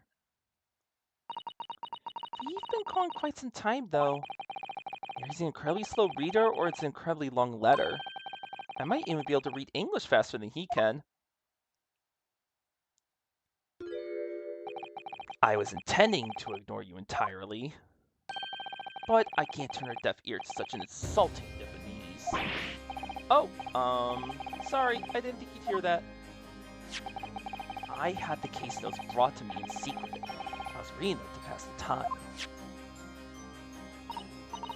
Yes, we heard that your trial is set for tomorrow. Which is none of your business. So, have you found a lawyer? How many times must I read the same thing? This has nothing to do with you. In other words, no. We were just talking to Lord Strongheart, and the prosecutor for your trial has been decided. I'd expect nothing less, though I have no idea who it is. It's going to be Kazuma Sogi. Asogi? That made the color drain from his face. Well then. It seems I'm going to have to engage in conversation with you again after all. Alright, let's talk again. Talk about Asogi. 10 years ago, my older brother was the director of prosecutions. Yup.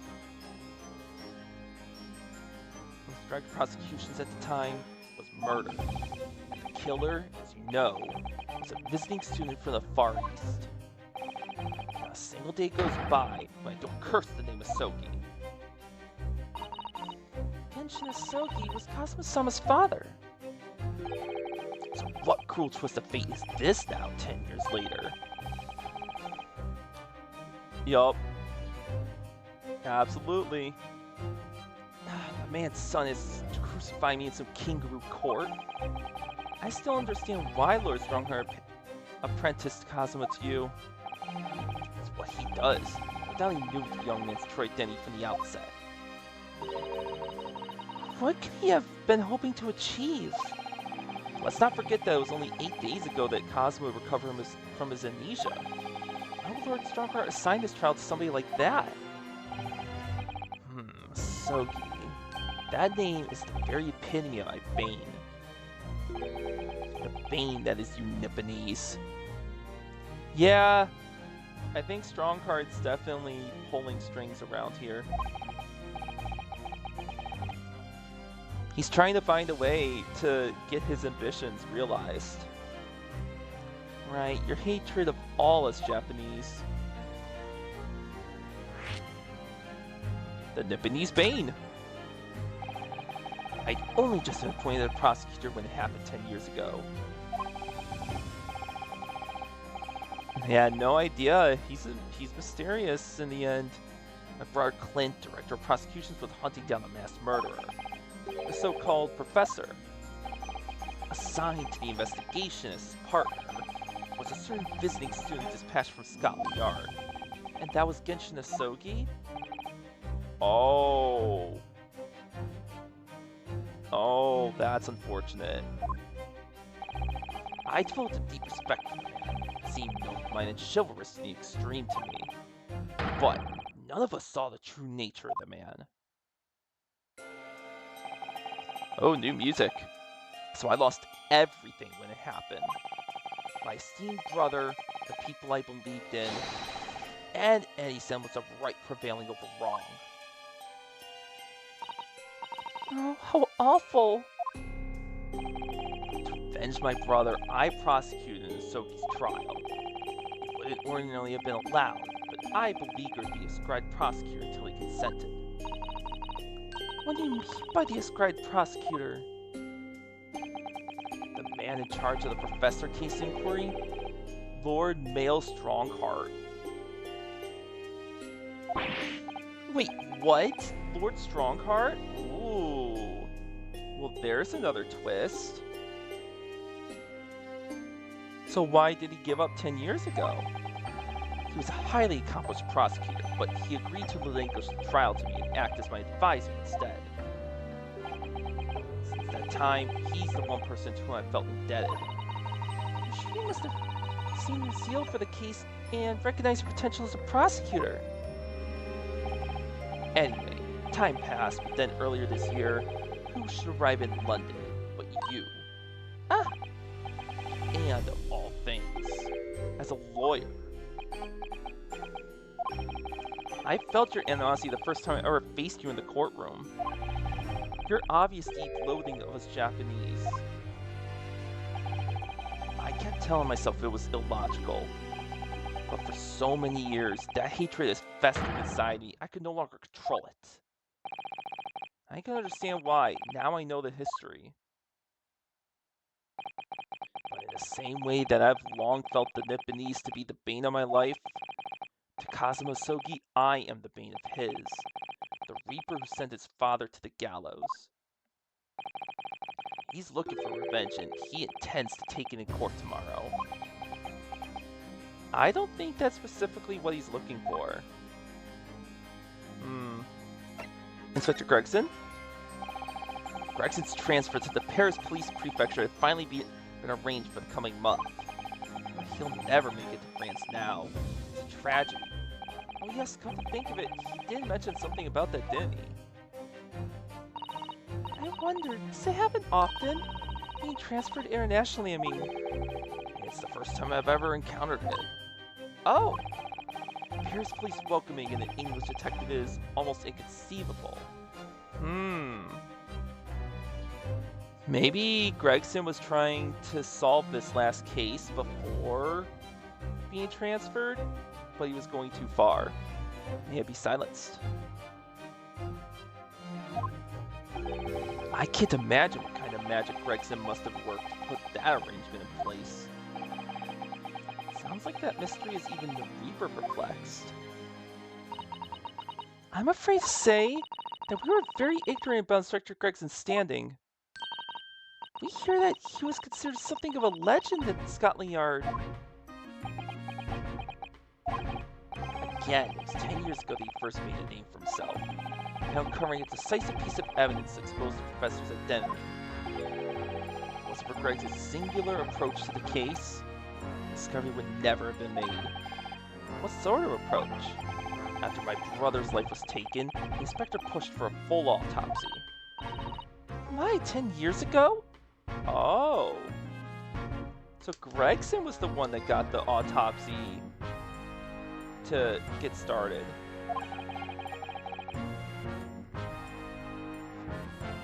Why is that so surprising? Autopsy was considered desecration of the body at the time and rarely performed. My brother was of course a noble. That made the idea of even more unthinkable. Something Gregson had dug up in investigations made him determined it was necessary. His powerful conviction somehow influenced the House of Lords, and as a result, I could avenge my brother's death. So you must have had great confidence in the Inspector's abilities then. It seems more inconceivable that you would have taken his life. I don't have confidence in anyone. Oh! And I'm sure Gregson felt the same way. I've no doubt he thought of me only as the ominous Reaper, just like the rest of London. Nope. What really went on between Lord Von Zieks and Gregson, I wonder? What was the true nature of their relationship? I'm going to talk about the gun first, and then I'm going to present the picture. Not the gun used to shoot the inspector that was found at the scene. Ah, yes, that's not mine. Really? Because common opinion seems to be that it is. What do you expect me to say to that? Lord Strongheart informs us that you claim to have misplaced your firearm. As embarrassing as that is, I'm afraid it's true. When did you lose it then? That, I don't know. Oh! I was issued with a revolver when I first became a prosecutor 10 years ago. I must have stowed it somewhere, I suppose. Or left it somewhere, perhaps. You have something in common with Lord Von Zieks, after all, Mr. Naruhodo. A talent for misplacing things. Damn. No, this has nothing to do with me. Don't drag me into it. Don't make the mistake associating me with this, Nipponese. Oh dear, the rift is very wide, isn't it? So it's not decisive evidence, clearly. Well, it doesn't look good, that's for sure. Alright, we need to present the picture. From Von Zieks, we came by this old photograph. Where did you get that? It was taken when I became a qualified prosecutor. It was unbelievable. I assumed it was long lost. Well, left there. Yes, that's my brother, Clint.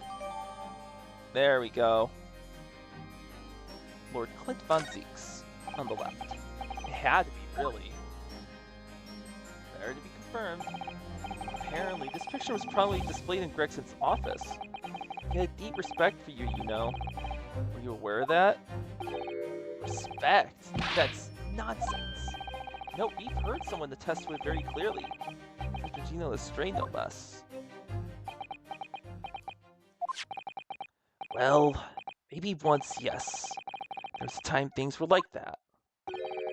We were brothers in arms, jovially discussing the future of justice and other such lofty subject matter. That was a nice glimpse of the past. I thank you. I feel as though I got a nice glimpse of the past then too. There was a glimmer of light in his eyes. A brief twinkle. An insight into the true nature of this man known to all as the Stone Cold Reaper of the Bailey.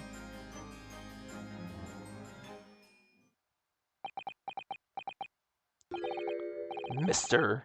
Naruhodo? Oh, that's the first time he's ever used my actual name. I've lost all confidence in my country's justice system. I don't trust the police, judiciary, or lawyers. But there's still one thing I'm willing to believe in. What's that? That which you see in the eyes of another across the courtroom. A simple determination to know the truth. Lord Von Zeeks? The very first time we clashed in the Bailey almost a year ago now, I couldn't deny it, even though I dearly wished I could. Here is a Los Lebanese with absolute integrity as a lawyer. He actually respected me. There are two men I've known with that same look in their eyes. My brother Clint and Genshin Asogi. The man he idolized and the man who betrayed his trust in the most hideous way. Alright, armor coming back on.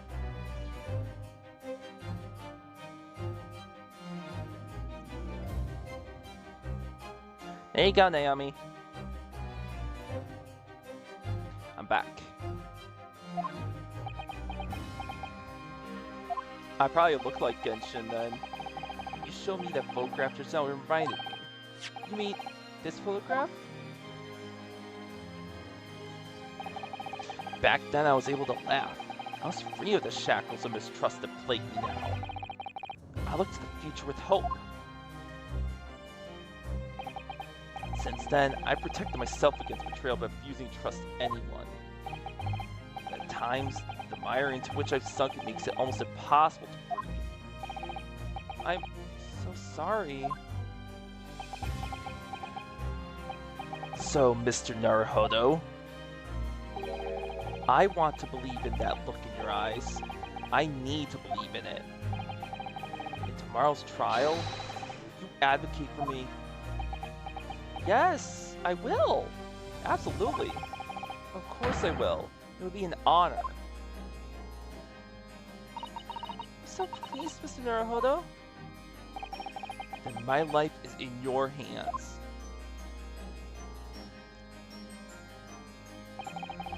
For Lord Von Zeeks, that must have been an incredibly hard thing to ask, which is why I simply cannot let the man down. Tomorrow, in the Old Bailey against my old friend Kazuma.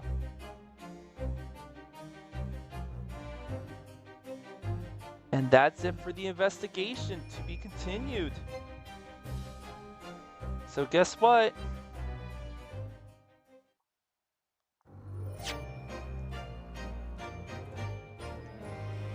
But we save.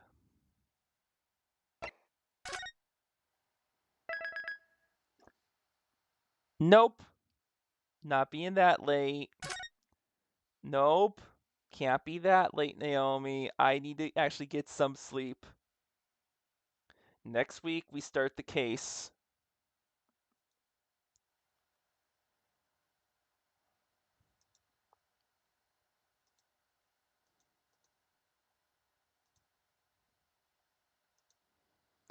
I'm sorry.